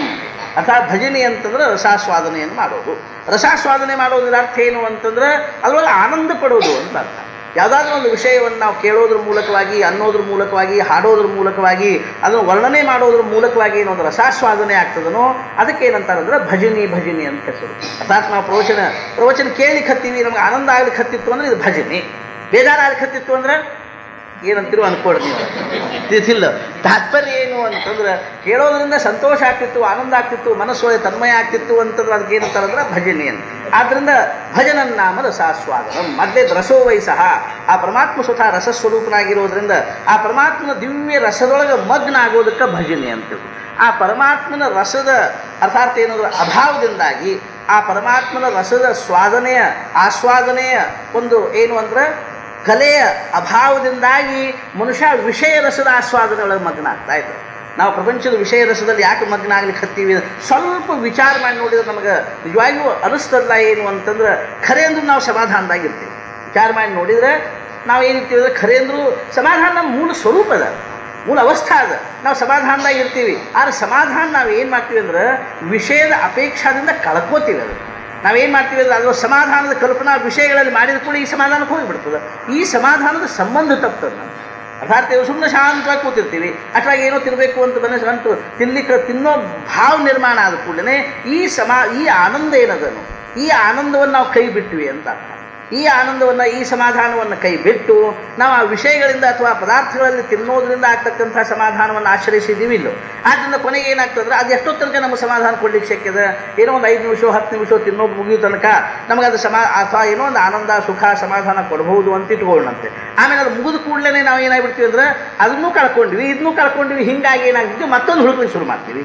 ಆಮೇಲೆ ಏನು ಮಾಡ್ಲಿಕ್ಕೆ ಹತ್ತೀವಿ ಅಂದರೆ ಮತ್ತೊಂದು ಸುಖ ಸಮಾಧಾನ ಹುಡುಕಲಿಕ್ಕೆ ಶುರು ಮಾಡ್ತೀವಿ. ಆದರೂ ಒಂದು ವೇಳೆ ನಾವು ಏನು ನಮಗೆ ಮೂಲ ಆನಂದದ ಸ್ವರೂಪದನು, ಆನಂದ ಸ್ವರೂಪವಾಗಿ ಇರೋದನ್ನು ನಾವು ನಿಶ್ಚಯ ಮಾಡಿಕೊಂಡು ಶಾಂತವಾಗಿರೋದನ್ನು ನಾವು ಅಭ್ಯಾಸ ಮಾಡ್ಲಿಕ್ಕೆ ಹೋದರೆ ಒಳಗೆ ಆನಂದ ಆಗಿರೋದ್ರಿಂದಾಗಿ ಆದ್ದರಿಂದ ಏನದ ಅಂತ ತಿಳ್ಕೊಂಡು ಕೇಳಿದ್ರೆ ನಮ್ಮ ಮೂಲ ಸ್ವರೂಪದೊಳಗೆ ಏನು ಒಂದು ಆನಂದದನು, ಆ ಆನಂದದ ಅಭಾವದೊಳಗೆ ನಾವು ಏನು ಮಾಡ್ಲಿಕ್ಕೆ ಹತ್ತೀವಿ ಅಂದರೆ ಪ್ರಪಂಚದ ವಿಷಯಗಳಲ್ಲಿ ಆನಂದದ ಅನುಭವವನ್ನು ಮಾಡಿಕೋಬೇಕು ಅನ್ನುವಂಥ ಧಡಪಡಿ ಮಾಡ್ಲಿಕ್ಕೆ ಹತ್ತೀವಿ, ಇರ್ಕೊಳ್ತಾರೆ. ಆದ್ದರಿಂದ ಪರಮಾತ್ಮನ ಆನಂದವನ್ನು ಅನುಭವಿಸೋದಕ್ಕೆ ಏನಂತಾರೆ ಅಂದರೆ ಭಜನಿ ಅಂತ ತಿಳ್ಕೊಂಡು ಹೆಸರು. ಭಜನನ್ನಾಮ ರಸಾಸ್ವಾದನಂ. ಭಜನೆ ಅಂದರೆ ರಸಾಸ್ವಾದನೆ ಮೊದಲೇ ಅರ್ಥ. ಎರಡನೇದ್ದೇನು ಅಂದ್ರೆ ಅರ್ಥಾತ್ ಭಜನನ್ನಾಮ ರಸಾಸ್ವಾದನಂ ಭಕ್ತಿ ಅರ್ಥವನ್ನು ಹೇಳ್ತಾ ಇದ್ದಾರೆ. ಭಕ್ತಿ ಒಂದು ಅರ್ಥ ಏನು ಅಂದ್ರೆ ಭಜನಂ ಭಕ್ತಿ. ಎರಡನೇ ಅರ್ಥ ಏನು ಅಂದ್ರೆ ಭಾಗೋ ಭಕ್ತಿ. ಅರ್ಥಾತ್ ಭಕ್ತಿ ಅರ್ಥ ಏನು ಅಂದ್ರೆ ಅಂಶಿ ಭಾವದಿಂದ ಆ ಪರಮಾತ್ಮನನ್ನು ಸೇವಿಸೋದಕ್ಕೆ ಭಕ್ತಿ ಅಂತ ಹೆಸರು. ನೀನು ಅಂಶಿ, ನಾನು ಅಂಶ ಅನ್ನುವಂಥ ಭಾವದ ನಾ ಪರಮಾತ್ಮನ ಒಂದು ಅಂಶ ಇದ್ದೀನಿ ಅನ್ನುವಂಥ. ಈಗ ಶ್ರೀಮಂತರ ಮಕ್ಕಳಿಗೆ ಒಂದು ಇದು ಇರ್ತದಿಲ್ಲ, ಒಂದು ಒಳಗೆ ಏನು ತಾವು ಶ್ರೀಮಂತರ ಮಕ್ಕಳಿದ್ದೀವಿ ಅನ್ನುವಂಥ ಭಾವದಿಂದ ಏನೋ ಒಂದು ಯಮಕ್ಕೆ ಇರ್ತದಿಲ್ಲ. ಅದನ್ನು ನೀವು ಆನಂದ ಅಂತ ತಿಳ್ಕೊಡ್ರಿ, ಸುಖ ಅನ್ರಿ, ಸಮಾಧಾನ ಅನ್ರಿ, ಏನೋ ಒಂದು ಭಾವ ಇರ್ತದೆ. ನಾವು ಶ್ರೀಮಂತರ ಮಕ್ಕಳು ಅನ್ನುವಂಥ ಭಾವ ಇರ್ತದೆ. ನೀವು ಹೆಂಗಾರೆ ಹಾಕಿರುವಲ್ಲ, ನಾವು ಪಂಡಿತರ ಮಕ್ಕಳು ಅನ್ನೋದೊಂದು ಭಾವ ಇರ್ತದಿಲ್ಲ. ನೀವು ಎಷ್ಟು ಪಂಡಿತರ ಥರ ಇರ್ಕೋವಲ್ಲ, ಖರೆ ನಾವು ಪಂಡಿತರ ಮಕ್ಕಳು, ನಾವು ದೊಡ್ಡ ಗವೈ. ಆ ಭೀಮಸೇನ್ ಜೋಶಿ ಮಗ ಇದ್ದಲ್ಲ, ನೋಡಿದಿಲ್ಲ, ದೊಡ್ಡ ಭೀಮಸೇನ್ ಜೋಶಿ ದೊಡ್ಡ ಗವೈ ಮಗ. ಅದು ಅವ್ನಿಗೆ ಏನು ಬರ್ತದೆ, ಅವ್ರು ಹಣಗಿ ಸಲ ಜಗಳ ಆಡ್ತಿರ್ತಿಲ್ಲ ಇಬ್ಬರು ಅಪ್ಪ ಮಗ ಗುಂದಾವಲಿ ಒಳಗೆ. ಇಲ್ಲ ಒಂದು ಹಣಗಿ ತೊಗೊಂಬಂದಾರ ಇಬ್ಬರು. ಅಪ್ಪ ಹಣಗಿ ಕೊಡು ಮಗನ, ನಾ ತಂದೆ ಹೋಗತ್ತೆ ಅವ ಅಲ್ಲಿಕತ್ತಾನೆ. ಇದಿಲ್ಲ ಇಂಥವ್ರು ಇವ್ರು ಏನು ಅಂದ್ರೆ ದೊಡ್ಡ ಇವ್ರ ಮಕ್ಕಳು. ಆದರೆ ಆ ಮಕ್ಕಳು ಅನ್ನುವಂಥ ಭಾವದಿಂದಲೇ ಆನಂದವನ್ನು ಕಲ್ಪನಾ ಮಾಡ್ಕೋಬೇಕಾಗಿ. ಆದರೂ ಸಹಿತ ಏನದ ಒಂದು ಆನಂದದ ಇದ ಭಾಗೋ ಭಕ್ತಿ. ಅವನು ಪರಮಾತ್ಮ ಇದ್ದಾನೆ, ನಾನು ಭಕ್ತಿ ಇದ್ದೀನಿ, ಅವನು ಭಗವಂತ ಇದ್ದಾನೆ, ನಾನು ಭಕ್ತಿ ಇದ್ದೀನಿ, ಅವ್ರು ಸದ್ಗುರುಗಳಿದ್ದಾರೆ, ನಾನು ಶಿಷ್ಯ ಇದ್ದೀನಿ ಅನ್ನುವಂಥ ಭಾವದಿಂದ ಏನೊಂದು ಸಮಾಧಾನದನು, ಏನೊಂದು ಆನಂದದನು, ಅದನ್ನು ಸೇವಿಸೋದ್ರಿಂದ ಆಗ್ತಕ್ಕಂಥ ಆನಂದಕ್ಕನ ಭಕ್ತಿ ಅಂತ. ಅದನ್ನು ಇಂಥ ಅದ್ವೈತದ ಪರಮೋಚ್ಚ ಅವಸ್ಥೆಯಲ್ಲಿರ್ತಕ್ಕಂಥ ಶಂಕರಾಚಾರ್ಯರು ಸಹಿತ ಯದ್ಯಪಿ ಭೇದಾಪಗಮೇ ನಾಥ ತವಾಹನ್ನ ಮಾಮಕೀನಸ್ತ್ವಂ ಸಾಮುದ್ರೋಹಿತರಂಗ ಕ್ವಚನ ಸಮುದ್ರೋನತಾರಂಗ. ಅರ್ಥಾತ್ ಯದ್ಯಪಿ ಭೇದಾಪಗಮೆ, ನನ್ನೊಳಗೆ ನಿನ್ನೊಳಗೆ ಲವಲೇಶು ಭೇದ ಇಲ್ಲ, ಆದರೂ ಸಹಿತ ಏನು ಅಂತಂದ್ರೆ ನಾನು ನಿನ್ನವನಿದ್ದೀನಿ ಹೊರತು ನೀ ನನ್ನವನಲ್ಲ. ಅರ್ಥಾತ್ ಯದ್ಯಪಿ ಭೇದಾಪಗಮೆ ಹೇ ನಾಥ ತವಾಹನ್ನ ಮಾಮಕಿ ನಸ್ಕೊಂಡು, ನಾನು ನಿನ್ನವನೇ ಹೊರತು ನೀ ನನ್ನವನಲ್ಲ. ಹೆಂಗೆ ಅಂತ ತಿಳ್ಕೊಂಡು ಕೇಳಿದ್ರೆ ಸಾಮುದ್ರೋಹಿ ತರಂಗ ಕುಜನ ಸಮುದ್ರೋನ ತಾರಂಗ, ಸಮುದ್ರದ್ದು ತರಂಗ ಅಂತ ತಿಳ್ಕೊಂಡು ಹೇಳ್ತಾರೆ ಹೊರತು ತರಂಗದ ಸಮುದ್ರ ಅಂತಾರೆ ಯಾರು? ತರಂಗದ್ದೇನಲ್ಲ ಅಂತಂದ್ರೆ ಅಂಥವು ಸಹಿತ ವ್ಯಕ್ತಿತ್ವ ಇರ್ತಾವೆ. ಮಕ್ಕಳ ಹೆಸರಲ್ಲಿ ಅಪ್ಪನ ಪರಿಚಯ ಮಾಡಿಕೊಡೋ ವ್ಯಕ್ತಿತ್ವ ಇರ್ತಾವಿಲ್ಲ. ನಾ ಇಂಥವ್ರು ತಂದೆ ಅದು ಆ ಮಗಂದ ಎಲ್ಲರಿಗೂ ಪರಿಚಯ ಇರ್ತದನ, ಅವನ ಹೆಸರಲ್ಲಿ ಅಪ್ಪನ ಪರಿಚಯ ಮಾಡಿಕೊಡು. ಅಪ್ಪ ಪರಿಚಯ ಹೇಳ್ಕೊತ ಅಡ್ಡಾಡ್ತ ನಾನ್ರೆ ನಾ ಇವ್ರಪ್ಪ ಅಲ್ಲಿ ಓ ಅವ್ರಪ್ಪ ಏನು ಓ ಬಾ ಚಲೋ ಅರ್ಥಾರ್ಥ ಏನು ಅಂತಂದ್ರೆ ಹಂಗೇನಿರ್ತಾವ ಅಂತಂದ್ರೆ ಗಂಡನ ಇದರಲ್ಲಿ ಹೆಂಡತಿ ಇದರಲ್ಲೇ ಗಂಡನ ಹೇಳ್ಕೊತ ಅಡ್ಡಾಡೋದು ಇರ್ತಾವಿಲ್ಲ. ಇವ್ರಿ ನಾವು ಚೇರ್ಮನ್ರ ಮನಿ ಅವ್ರು, ನಾವು ಅವ್ರು ಏನು ಚೇರ್ಮನ್ ಇರ್ತಾರ ಚೇರ್ಮನ್ರ ಮನಿ ಅವ್ರು ನಾವು ಅಂತ ಇದಕ್ಕೇನಿದಾಗ ಏನಿದು ತಿರ್ಸಿಲ್ಲ ಹೆಂಗೋ ಹಾಗೆ ಔಷಿ ಭಾವದಿಂದ ಆ ಭಗವಂತನ ದಿವ್ಯವಾಗಿರ್ತಕ್ಕಂಥ ಒಂದು ರಸವನ್ನು ಆಸ್ವಾದನೆ ಮಾಡೋದಕ್ಕೆ ಏನಂತಾರಂದ್ರೆ ಭಕ್ತಿ ಅಂತ ಹೇಳ್ಕೊಂಡು ಆಗೋ ಭಕ್ತಿ. ಆಮೇಲೆ ಮೂರನೇದು ಭಂಜನಂ ಭಕ್ತಿ. ಭಂಜನ ಅಂದ್ರೆ ಹೊಡೆದು ಹಾಕೋದು, ತುಂಡು ಮಾಡೋದು, ನಾಶ ಮಾಡುವುದು ಅಂತ ಅರ್ಥ. ಏನನ್ನು ಹೊಡೆದು ಹಾಕೋದು ಅಂದರೆ ಅಜ್ಞಾನವನ್ನು ಹೊಡೆದು ಹಾಕೋದು, ಅಭಿಮಾನವನ್ನು ಹೊಡೆದು ಹಾಕೋದು, ಅಹಂಕಾರವನ್ನು ಹೊಡೆದು ಹಾಕೋದು, ದೇಹ ಬುದ್ಧಿಯನ್ನು ಹೊಡೆದು ಹಾಕೋದಕ್ಕೆ ಭಕ್ತಿ ಅಂತ. ದೇಹಭಾವವನ್ನು ಹೊಡೆದು ಹಾಕೋದಕ್ಕೆ ಏನಂತಾರಂದ್ರೆ ಭಕ್ತಿ ಅಂತ ತಿಳ್ಕೊಂಡು ಹೆಸರು. ಹೆಂಗೋ ಹಂಗಿಲ್ಲ ಏನು ಹೇಳಲಿಕ್ಕೆ ಹತ್ತಾರ ಅಂತ ತಿಳ್ಕೊಂಡು ಕೇಳಿದ್ರೆ ಆಯುಧಗಳು ಸಹಿತ ಎದರ ಸಂಕೇತವಾಗಿರ್ತಕ್ಕಂಥವುಗಳು ಅಂದ್ರೆ ಹೊಡೆದು ಹಾಕೋದ್ರ ಮೂಲಕವಾಗಿ ಪರಮಾತ್ಮನ ಸ್ವರೂಪವನ್ನು ತೋರಿಸೋದು ಅನ್ನುವಂಥ ಭಾವದಿಂದ ಆ ಎಲ್ಲ ದರ್ಶನಗಳಿಗೆ ಜ್ಞಾನೇಶ್ವರ ಮಹಾರಾಜರು ಯಾವ ಭಾವವನ್ನು ಕೊಟ್ಟಾರಂದ್ರೆ ಆಯುಧದ ಭಾವವನ್ನು ಕೊಟ್ಟಾರ ಅನ್ನೋ ಮಾತ್ರದಿಂದ ಎಲ್ಲಾನು ಹೊಡೆದು ಹಾಕಿ ತೋರಿಸ್ತಾವೇನು ಅಂದ್ರೆ ಇಲ್ಲ. ಒಂದೊಂದು ಎಂಥ ಭಾವಗಳು ತೋರಿಸ್ತಕ್ಕಂಥವುಗಳು ಅಂದ್ರೆ ರಸದ ಆಸ್ವಾದನೆಯನ್ನು ಮಾಡಿಸಿ ಆ ಪರಮಾತ್ಮನ ಸ್ವರೂಪವನ್ನು ತೋರಿಸ್ತಕ್ಕಂಥವುಗಳು ಅನ್ನುವಂಥ ದೃಷ್ಟಿಯಿಂದ ಯಾವುದನ್ನು ಹೇಳಲಿಕ್ಕೆ ಹತ್ತಾರಂದ್ರೆ ಮೋದಕವನ್ನು ಹೇಳಲಿಕ್ಕೆ ಹತ್ತಾರ. ಮೋದಕ ಅನ್ನುವಂಥದ್ದು ವೇದಾಂತೊಳಗೆ ಏನು ಹೊಡೆದು ಹಾಕೋದು ಏನ್ರಿ ಯಾವುದನ್ನು ಪರಮಾತ್ಮ ಸ್ವರೂಪದ ಅನುಸಂಧಾನದಲ್ಲಿರೋದು ಅಂತ ತಿಳ್ಕೊಂಡು ಏನದನೋ ಇದು ಅನುಸಂಧಾನ ಅನ್ನುವಂಥದ್ದು ಆರೋಪ ಮಾಡ್ಕೋತಕ್ಕಂಥದ್ದನ್ನೇ ಹೊರತು ಹೊಡೆದು ಹಾಕ್ತಕ್ಕಂಥದ್ದಲ್ಲ. ಆದ್ದರಿಂದ ಏನದಂದ್ರೆ ಮೋದಕ ಅನ್ನುವಂಥದ್ದು ಏನಂದ್ರೆ ವೇದಾಂತ ಅನ್ನುವಂಥ ಕೈಯೊಳಗೆ ಮೋದಕ ಅನ್ನುವಂಥದ್ದು ಏನದಂದ್ರೆ ಆಯುಧ ಅನ್ನುವಂಥದ್ದಲ್ಲ, ಸಾಧನೆ ಅನ್ನುವಂಥದ್ದು. ಇದು ಹೆಂಗದ ಅಂದ್ರೆ ಬ್ರಹ್ಮರಸದಿಂದ ಕೂಡಿಕೊಂಡಿರ್ತಕ್ಕಂಥದ್ದು ಅಂತ ಹೇಳ್ತಾರೆ. ಈ ಪ್ರಕಾರವಾಗಿ ಮೋದಕ ಅನ್ನುವಂಥದ್ದು ಇದು ಯಾರದು ಅಂದ್ರೆ ವ್ಯಾಸರದಿದು. ವ್ಯಾಸರ ವೇದಾಂತ ಅನ್ನುವಂಥ ಕೈಯೊಳಗೆ ಮೋದಕ ಅನ್ನುವಂಥ ಸಾಧನೆ ಏನದನೋ ಅದು ಬ್ರಹ್ಮರಸದಿಂದ ಕೂಡಿಕೊಂಡಿರ್ತಕ್ಕಂಥದ್ದು. ಏಕೆ ಹಾತಿ ದಂತು ಜೋ ಸ್ವಭಾವತ ಖಂಡಿತು ತೋ ಬೌದ್ಧ ಮತ ಸಂಕೇತು ವಾರ್ತಿಕಾಚ ಶ್ರೀರಾಮ. ಅದು ಬೌದ್ಧ ಮತರ ಸಂಕೇತ ಒಂದು ಕೈಯಾಗ ಒಂದು ಖಂಡಿತವಾಗಿರ್ತಕ್ಕಂಥದ್ದು ಏನು ಅಂದರೆ ಅಲ್ಲದ ಆ ಗಣಪತಿಯ ಕ್ವಾರ್ಯದ ಒಂದು ಕೈಯಾಗ ಅದು ಎಂಥದ್ದದಂದ್ರೆ ಖಂಡಿತವಾಗಿರ್ತಕ್ಕಂಥದ್ದು. ಬೌದ್ಧ ಮತ ಅನ್ನುವಂಥದ್ದು ಜ್ಞಾನೇಶ್ವರ ಮಹಾರಾಜರ ಕಾಲಕ್ಕೆ ಖಂಡಿತ ಆಗ್ಲಿಕ್ಕೆ ಹತ್ತಿತ್ತು. ಅರ್ಥಾತ್ ಏನು ಅಂತಂದ್ರೆ ಅದನ್ನು ಯಾರು ಖಂಡನೆ ಮಾಡಿದರು? ಮೊದಲೇಗೆ ಯಾರು ಕುಮಾರನ ಭಟ್ರನ್ನು ಖಂಡನೆ ಮಾಡಿದರು. ಅವರು ಎರಡು ವಾರ್ತಿಕಗಳನ್ನು ಬರೆದು ಖಂಡನೆ ಮಾಡಿದರು. ಲೋಕವಾರ್ತಿಕ ಮತ್ತು ತಂತ್ರವಾರ್ತಿಕ ಅಂತಕ್ಕಂಥ ಎರಡು ವಾರ್ತಿಕಗಳನ್ನು ಬರೆದು ಕುಮಾರನ ಭಟ್ರು ಏನು ಮಾಡಿದ್ರು ಅಂದ್ರೆ ಬೌದ್ಧ ಮತವನ್ನು ಖಂಡನೆ ಮಾಡಿದರು. ಆದ್ದರಿಂದ ಬೌದ್ಧ ಮತ ಖಂಡಿತಾತು ಅನ್ನುವಂಥದ್ದನ್ನು ಬೌದ್ಧ ಮತ ಅನ್ನುವಂಥದ್ದನ್ನು ಒಂದು ದರ್ಶನ ಅಂತ ತಿಳ್ಕೊಂಡು ಸಹಿತ ಅದು ಕುಮಾರನ ಭಟ್ರಿಂದ ಖಂಡಿತ ಆತು ಅನ್ನುವಂಥದ್ರ ಮಟ್ಟಿಗೆ ಆವಾಗ ಸಿದ್ಧ ಆಗಿದೆ. ಜ್ಞಾನೇಶ್ವರ ಮಹಾರಾಜರವರೆಗೂ ಏನು ಸಿದ್ಧ ಆಗಿತ್ತು ಅಂತಂದ್ರೆ ಅದಕ್ಕಿಂತ ಮುಂದಿನ ದರ್ಶನ ಇನ್ನೂ ಪ್ರಕಟ ಆಗಿದ್ದಿಲ್ಲ. ಆದ್ದರಿಂದ 13ನೇ ಶತಮಾನದಲ್ಲಿ 14ನೇ ಶತಮಾನದಲ್ಲಿ ಮುಂದೆ ಏನಾಯ್ತು ಅಂತಂದ್ರೆ ಅದು ವೈಶೇಷಿಕ ಅನ್ನುವಂಥದ್ದು ಬೇರೆ ಶುರುವಾಗಿ. ತಾತ್ಪರ್ಯ ಏನು ಅಂತ ಬೌದ್ಧ ಮತ ಅನ್ನುವಂಥದ್ದು ಯಾರಿಂದ ಖಂಡಿತ ಆತು ಅಂತಂದ್ರೆ 3 ಮಂದಿಯಿಂದ ಖಂಡಿತ ಆತು. ಬೌದ್ಧ ಮತವನ್ನು ಸಮೂಲವಾಗಿ ಖಂಡನೆ ಮಾಡಿರ್ತಕ್ಕಂಥವ್ರು 3 ಮಂದಿ. ಮೊದಲನೇದು ಯಾರು ಖಂಡನೆ ಮಾಡಿದ್ರು ಅಂದ್ರೆ ಕುಮಾರನ ಭಟ್ರು ಖಂಡನೆ ಮಾಡಿದ್ರು. ಎರಡನೇದು ಯಾರು ಖಂಡನೆ ಮಾಡಿದ್ರು ಅಂದ್ರೆ ಮಂಡನ ಮಿಶ್ರ ಖಂಡನೆ ಮಾಡಿದ್ರು. ಮೂರನೇದು ಯಾರು ಖಂಡನೆ ಮಾಡಿದ್ರು ಶಂಕರಾಚಾರ್ಯ ಖಂಡನೆ ಮಾಡಿದ್ರು. ಶಂಕರಾಚಾರ್ಯ ನಂತರ ಯಾರು ಖಂಡನೆ ಮಾಡಿದ್ರು ಅಂದ್ರೆ ಸುರೇಶ್ವರಾಚಾರ್ಯ ಖಂಡನೆ ಮಾಡಿದ್ರು. ಅವರು ಒಂದು ವಾರ್ತಿಕವನ್ನು ಬರೆದು ಏನು ಮಾಡಿದ್ರು ಅಂದ್ರೆ ಬೌದ್ಧ ಮತವನ್ನು ಖಂಡನೆ ಮಾಡಿದ್ರು. ಆದ್ದರಿಂದ ಜ್ಞಾನೇಶ್ವರ ಮಹಾರಾಜರು ಏನು ಬರೀತಾರಂದ್ರೆ ಈ ಬೌದ್ಧ ಮತ ಅನ್ನುವಂಥದ್ದು ಏನು ದರ್ಶನ ರೂಪದಲ್ಲಿ ಒಂದು ಕೈಯಾಗಿ ಗಣಪತಿ ಹಿಡ್ಕೊಂಡಿದ್ದಾನೋ ಅದು ಹೆಂಗದಂದ್ರೆ ಖಂಡಿತವಾಗಿರ್ತಕ್ಕಂಥ ಬೌದ್ಧ ಮತ ಅದ. ಎದರಿಂದ ಅಂದ್ರೆ ವಾರ್ತಿಕಾರದಿಂದ ಖಂಡಿತವಾಗಿರ್ತಕ್ಕಂಥದ್ದು. ಆದ್ದರಿಂದ ಏನಂದ್ರೆ ಬೌದ್ಧ ಮತಾಚೆ ನಿದರ್ಶನ करणाऱ्या बौद्ध वार्तिकांनी प्रतिपादलेले बौद्ध मत हाच कोणी स्वभावता खंडित असलेला दात तो पातंजल दर्शन रूपी एका हातात धरला आहे. अर्थात योग ಅನ್ನುವಂಥ ಕೈಯೊಳಗೆ ಹಿಡ್ಕೊಂಡಾನ ಅಂತನ್ನುವಂಥದ್ದನ್ನು ಹೇಳ್ತಾ ಇದ್ದಾರೆ. ಮಗ ಸಹಜೇ ಸತ್ಕಾರವಾದು ತೋ ಪದ್ಮಕರು ವರದು ಧರ್ಮ ಪ್ರತಿಷ್ಠಾತೋ ಸಿದ್ಧು ಅಭಯ ಹಸ್ತು. ಇಲ್ಲಿ 2 ಕೈಗಳನ್ನು ಹೇಳ್ತಾ ಇದ್ದಾರೆ. ಅರ್ಥಾತ್ ಅಂದ್ರೆ ಮುಂದೆ ಒಂದು ಕೈಯೊಳಗೆ ಏನದಂದ್ರೆ ಸತ್ಕಾರವಾದ ಅನ್ನುವಂಥದ್ದು, ಇನ್ನೊಂದು ಯಾವುದು ಅಂತ ತಿಳ್ಕೊಂಡು ಕೇಳಿದ್ರೆ ಧರ್ಮ ಅನ್ನುವಂಥ ಧರ್ಮ प्रतिष्ठा ಅಂತ ತಿಳ್ಕೊಂಡ್ರು. आता पहा ज्या गणपतीच्या ठिकाणी आदलं मग बौद्धांच्या शून्यवादाचे खंडन झाल्यावर सहजच येणारा निरीश्वर सांख्यांचा सत्कारवाद हाच गणपतीचा, वर देणारा कमलासारखा हात होय. सत्कार्यवाद ಅಂತ ಒಂದು ಹೆಸರಿದೆ. ಸತ್ಕಾರ್ಯವಾದದ ಅರ್ಥ ಏನು ಅಂತಂದ್ರೆ, ಯಾವ ಈ ಕಾರ್ಯರೂಪಿ ಪ್ರಪಂಚ ಕಾಣಿಸ್ಲಿಕ್ಕೆ ಹತ್ತೇದನು ಇದಕ್ಕೆ ಸತ್ ಕಾರಣವಾಗಿರ್ತಕ್ಕಂಥದ್ದು. ಆದ್ದರಿಂದ ಸತ್ಕಾರ್ಯ ಅಂದ್ರೆ ಇದು ಅಲ್ಲ, ಹಾಸ್ಪಿಟಾಲಿಟಿ ಅಲ್ಲ, ಅಂದ್ರೆ ಆತಿಥ್ಯ ಅಲ್ಲ. ಯಥಾರ್ಥ ಏನು ಅಂದ್ರೆ ಸತ್ಕಾರ್ಯ ಅಂತಂದ್ರೆ ಅಥವಾ ದಾನ ಧರ್ಮ ಮಾಡೋದು ಅಂತ ತಿಳ್ಕೊಂಡು ಅಲ್ಲ, ಸತ್ಕಾರ ಮಾಡೋದೂ ಅಲ್ಲ. ಸತ್ಕಾರ್ಯ ಅಂದ್ರೆ ಏನು ಅಂದ್ರೆ ಕಾರ್ಯಕಾರಣ ಸಂಬಂಧಗಳಲ್ಲಿ ಅಭೇದ ಭಾವದ ಅನ್ನೋದನ್ನು ತೋರಿಸುವುದಕ್ಕಾಗಿ ಕಾರ್ಯ ಎಂಥದ್ದು, ಕಾರಣ ಅಂಥದ್ದು, ಕಾರಣ ಎಂಥದ್ದು, ಕಾರ್ಯ ಎಂಥದ್ದು ಅನ್ನೋದನ್ನು ಪ್ರತಿಪಾದನೆ ಮಾಡ್ತಕ್ಕಂಥದ್ದಕ್ಕೆ ಏನಂದ್ರು ಅಂದ್ರೆ ಸತ್ಕಾರ್ಯವಾದ. ಇದು ಸಾಂಖ್ಯ. ಸಾಂಖ್ಯರದನ್ನು ಏನು ಮಾಡಿದ್ರು ಅಂದ್ರೆ ಸತ್ಕಾರ್ಯವನ್ನು ಸ್ವೀಕಾರ ಮಾಡಿದರು. ಸತ್ಕಾರ್ಯವನ್ನು ಸ್ವೀಕಾರ ಮಾಡಿ ಸಾಂಖ್ಯ ಅನ್ನುವಂಥದ್ದು ಖರೆ ಅಂದರೂ ದ್ವೈತ ಆಗಿರ್ತಕ್ಕಂಥದ್ದು. ಪತಂಜಲಿಗಳ ಅರ್ಥಾತ್ ಕಪಿಲರ ಸಾಂಖ್ಯ ಏನಂದ್ರೆ ದ್ವೈತದ. ಆದ್ದರಿಂದ ಈ ಸಾಂಖ್ಯ ಬೇರೆ, 2ನೇ ಅಧ್ಯಾಯದಲ್ಲಿ ಹೇಳ್ತಕ್ಕಂಥ ಸಾಂಖ್ಯ ಬೇರೆ. ಕಪಿಲರ ಸಾಂಖ್ಯ ಏನಂದ್ರೆ ದ್ವೈತ ಆಗಿರ್ತಕ್ಕಂಥದ್ದು. ಆದರೂ ಸತ್ಕಾರ್ಯವಾದವಾಗಿರ್ತಕ್ಕಂಥದ್ದು. ಕಾರ್ಯಕಾರಣದಲ್ಲಿ ಏನಿಲ್ಲ ಅಂದ್ರೆ ಭೇದ ಇಲ್ಲ. ಕಾರಣ ಎಂಥದ್ದು, ಕಾರ್ಯ ಎಂಥದ್ದು, ಮಣ್ಣು ಎಂಥದ್ದು, ಗಡಿ ಎಂಥದ್ದು. ಇದೇ ಸತ್ಕಾರ್ಯವಾದವನ್ನು ಅದ್ವೈತ ಭಾವದಲ್ಲಿ ಸ್ವೀಕಾರ ಮಾಡಿ ಮುಂದಿನ ವಿವರ್ತ ಭಾವದಲ್ಲಿ ಪರಿವರ್ತನೆ ಹೊಂದುವ. ಕಾರ್ಯಕಾರಣ ಭಾವ ಅಭೇದವನ್ನು ಹೇಳ್ತಾರಿಲ್ಲೋ ಅದ್ವೈತದಲ್ಲಿ. ಮುಂಚೆವಾಗಿ ಏನು ಮಾಡ್ತಾರಂದ್ರೆ ಬ್ರಹ್ಮ ಈ ಜಗತ್ತು ಹೆಂಗದ ಅಂದ್ರೆ, ಆದ್ದರಿಂದ ಒಂದು ಮಹತ್ವಪೂರ್ಣವಾಗಿರ್ತಕ್ಕಂಥ ವಿಚಾರ ಏನು ಹೇಳ್ತಾರೆ ಅಂದ್ರೆ, ಈ ಜಗತ್ತಿನೊಳಗೆ ಎಲ್ಲಿವರೆಗೂ ದೋಷ ಕಾಣಿಸ್ತದನೋ ಅಲ್ಲಿವರೆಗೂ ನಮ್ಮ ಚಿತ್ತ ಶುದ್ಧಿ ಆಗಿಲ್ಲ ಅಂತ ಹೇಳ್ತಾರೆ. ಅಂದರೆ ಜಗತ್ತಿನ ದೋಷ ಇಲ್ಲ ಏನು ಅಂದ್ರೆ ಇಲ್ಲ ಅಂತ. ಈ ಜಗತ್ತಿನೊಳಗೆ ಏನಿಲ್ಲ ಅಂದರೆ ದೋಷ ಅನ್ನುವಂಥದ್ದು ಲವಲೇಶ ಇಲ್ಲ. ಈ ಜಗತ್ತು ಅತ್ಯಂತ ಹೆಂಗದ ಅಂತಂದ್ರೆ, ಅರ್ಥಾತ್ ಹೆಂಗದ ಅಂತಂದ್ರೆ ಪರಿಶುದ್ಧವಾಗಿರ್ತಕ್ಕಂಥದ್ದು, ನಿರ್ಮಲವಾಗಿರ್ತಕ್ಕಂಥದ್ದು ಮತ್ತು ಎಲ್ಲ ದೃಷ್ಟಿಯಿಂದಲೂ ಸುಂದರವಾಗಿರ್ತಕ್ಕಂಥದ್ದು. ಅದು ನಮಗೆ ಹಿಂಗೆ ಕಾಣಿಸ್ಲಿಕ್ಕೆ ಹತ್ತಿಲ್ಲ ಅಂತಂದ್ರೆ ಕಾಣಿಸುವಂತಾಗ ಕಾರಣ ಹೇಳ್ತೀವಿ ಅಂತಾರೆ. ಯಾವ ಕಾರಣದಿಂದ ಈ ಜಗತ್ತು ನಿರ್ಮಾಣ ಆಗ್ಯದನು, ಆ ಕಾರಣ ಹೆಂಗದ ಅಂತಂದ್ರೆ ಪರಿಶುದ್ಧವಾಗಿರ್ತಕ್ಕಂಥದ್ದು ಇಲ್ಲೋ. ಯಾವ ಮಣ್ಣಿಂದ ಯಾವ ಗಡಿಗೆ ನಿರ್ಮಾಣ ಆಗ್ಯದನೋ ಆ ಮಣ್ಣು ಎಂಥದ್ದು, ಆ ಗಡಿ ಅಂಥದ್ದು ಅಂತ ತಿಳ್ಕೊಂಡು ನಮಗೆ ಹೆಂಗೆ ಹೇಳಬೇಕಾಗಿ ಬರ್ತದನು.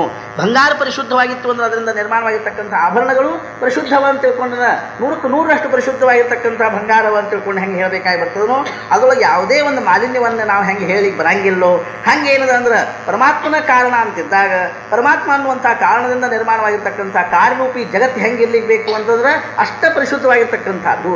ಯಾಕಂದ್ರೆ ಇದಕ್ಕೆ ಇನ್ನೂ ಒಂದು ಮಹತ್ವಪೂರ್ಣವಾಗಿರ್ತಕ್ಕಂಥ ಕಾರಣದ. ನಾವು ಸಾಮಾನ್ಯವಾಗಿ ಜಗತ್ತಿನಲ್ಲಿ ಏನಾದರೂ ಒಂದು ಕಾರ್ಯ ಸಿದ್ಧಾತು ಅಂತಂದ್ರೆ ಅದಕ್ಕೆ ಕಾರಣಗಳನ್ನು 2 ಹೇಳ್ತೀವಿ. ಲೌಕಿಕವಾಗಿರ್ತಕ್ಕಂಥ ಕಾರ್ಯಗಳಲ್ಲಿ ಇರ್ತಾವಂದ್ರೆ 2 ಕಾರಣ ಇರ್ತಾವೆ. ಒಂದು ಯಾವುದು ಅಂತಂದ್ರೆ ಉಪಾದಾನ ಕಾರಣ, ಇನ್ನೊಂದು ಯಾವುದು ಅಂದ್ರೆ ನಿಮಿತ್ತ ಕಾರಣ. ಒಂದು ಘಟ ತಯಾರಾಗಬೇಕಾದ್ರೆ ಉಪಾದಾನ ಕಾರಣ ಯಾವುದು ಅಂದ್ರೆ ಮಣ್ಣು, ನಿಮಿತ್ತ ಕಾರಣ ಯಾರು ಅಂದ್ರೆ ಕುಂಬಾರ. ಹಂಗೆ ಈ ಸೃಷ್ಟಿಯನ್ನು ನಿರ್ಮಾಣ ಮಾಡಿರ್ತಕ್ಕಂಥ ಭಗವಂತ ಇಲ್ಲೇನಿಲ್ಲ ಅಂದ್ರೆ ಇಲ್ಲಿ 2 ಅನ್ನುವಂಥದ್ದಿಲ್ಲ. ಉಪಾದಾನ ಕಾರಣ ಬೇರೆ, ನಿಮಿತ್ತ ಕಾರಣ ಬೇರೆ ಅನ್ನುವಂಥದ್ದಿಲ್ಲ. ಎರಡೂ ಒಂದೇ ಆಗಿರ್ತಕ್ಕಂಥದ್ದು. ಭಗವಂತನ ನಿಮಿತ್ತ ಕಾರಣ, ಭಗವಂತನ ಏನಿದೆ ಅಂದ್ರೆ ಉಪಾದಾನ ಕಾರಣ. ಈ ಭಗವಂತ ಈ ಸೃಷ್ಟಿಯನ್ನು ಹೆಂಗೆ ನಿರ್ಮಾಣ ಮಾಡ್ಯಾನಂದ್ರೆ ತನ್ನೊಳಗಿಂದನೇ ನಿರ್ಮಾಣ ಮಾಡ್ಯಾನ. ಆದ್ದರಿಂದ ಇದಕ್ಕೆ ಸತ್ಕಾರ್ಯವಾದ ಅಂತ ಹೆಸರು. ಅರ್ಥಾತ್ ಏನು ಅಂತಂದ್ರೆ ಸತ್ ಅನ್ನೋದು ಕಾರಣ ಆಗಿರೋದ್ರಿಂದ ಅದು ತಾನು ಹೆಂಗದನೋ ಹಂಗೆ ಸೃಷ್ಟಿಯನ್ನು ನಿರ್ಮಾಣ. ಅರ್ಥಾತ್ ಅದಕ್ಕೆ ಭಗವಂತ ಎಲ್ಲಿಂದರೆ ಮತ್ತೆ ಏನಾದ್ರು ರಾಡಿ ರಮಡಿ ತೊಗೊಂಡು ಬಂದು ಜಗತ್ತು ನಿರ್ಮಾಣ ಮಾಡ್ಯಾನೇನ್ರಿ. ಇರೋದು ಮತ್ತೊಂದು ಏನೂ ಇಲ್ಲ, ಪರಮಾತ್ಮನ ವ್ಯತಿರಿಕ್ತವಾಗಿ ಮತ್ತೊಂದು ಏನೂ ಇಲ್ಲದೆ ಇರೋದ್ರಿಂದಾಗಿ ನಮಗೆ ಹಂಗೆ ಕಾಣಿಸೋದು. ಅದಕ್ಕೆ ಅವೇನು ಮಾಡ್ಲಿಕ್ಕೆ ಶಕ್ಯ ಇದೆ. ಅರ್ಥಾತ್ ಇರೋದು ನಮಗೆ ಅದನ್ನು ನೋಡ್ತಕ್ಕಂಥ ದೃಷ್ಟಿ ಇಲ್ಲ.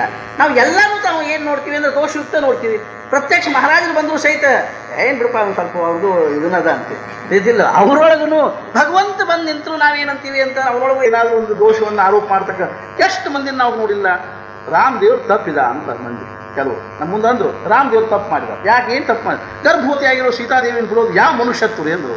ನಮ್ಗೆ ಅರ್ಥ ಆಗೋದಿಲ್ಲ ಅಂತ ನಮ್ಗೆ ಅರ್ಥ ಆಗೋದಿಲ್ಲ. ಭಗವಂತನ ಲೀಲಾ ನಮ್ಗೆ ಅರ್ಥ ಆಗೋದಿಲ್ಲ.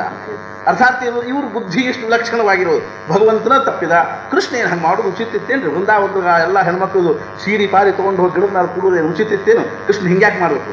ಅವನ್ನ ಕೇಳೋದಕ್ಕೆ ಇಲ್ಲ, ಹಿಂಗ್ಯಾಕೆ ಮಾಡ್ತಾರೆ? ನಾವೇನು ಹೇಳ್ಬೇಕಿಲ್ಲ. ಅವ್ರು ಮಾಡಿದ, ಅವ್ರು ಭಾಗವತ್ಕಾರ ಬರೋದು ಕೇಳ್ರಿಲ್ಲ ಬರೀ ಹೋರಿ ಅನ್ನೋ ಪಾಳಿಗಳು.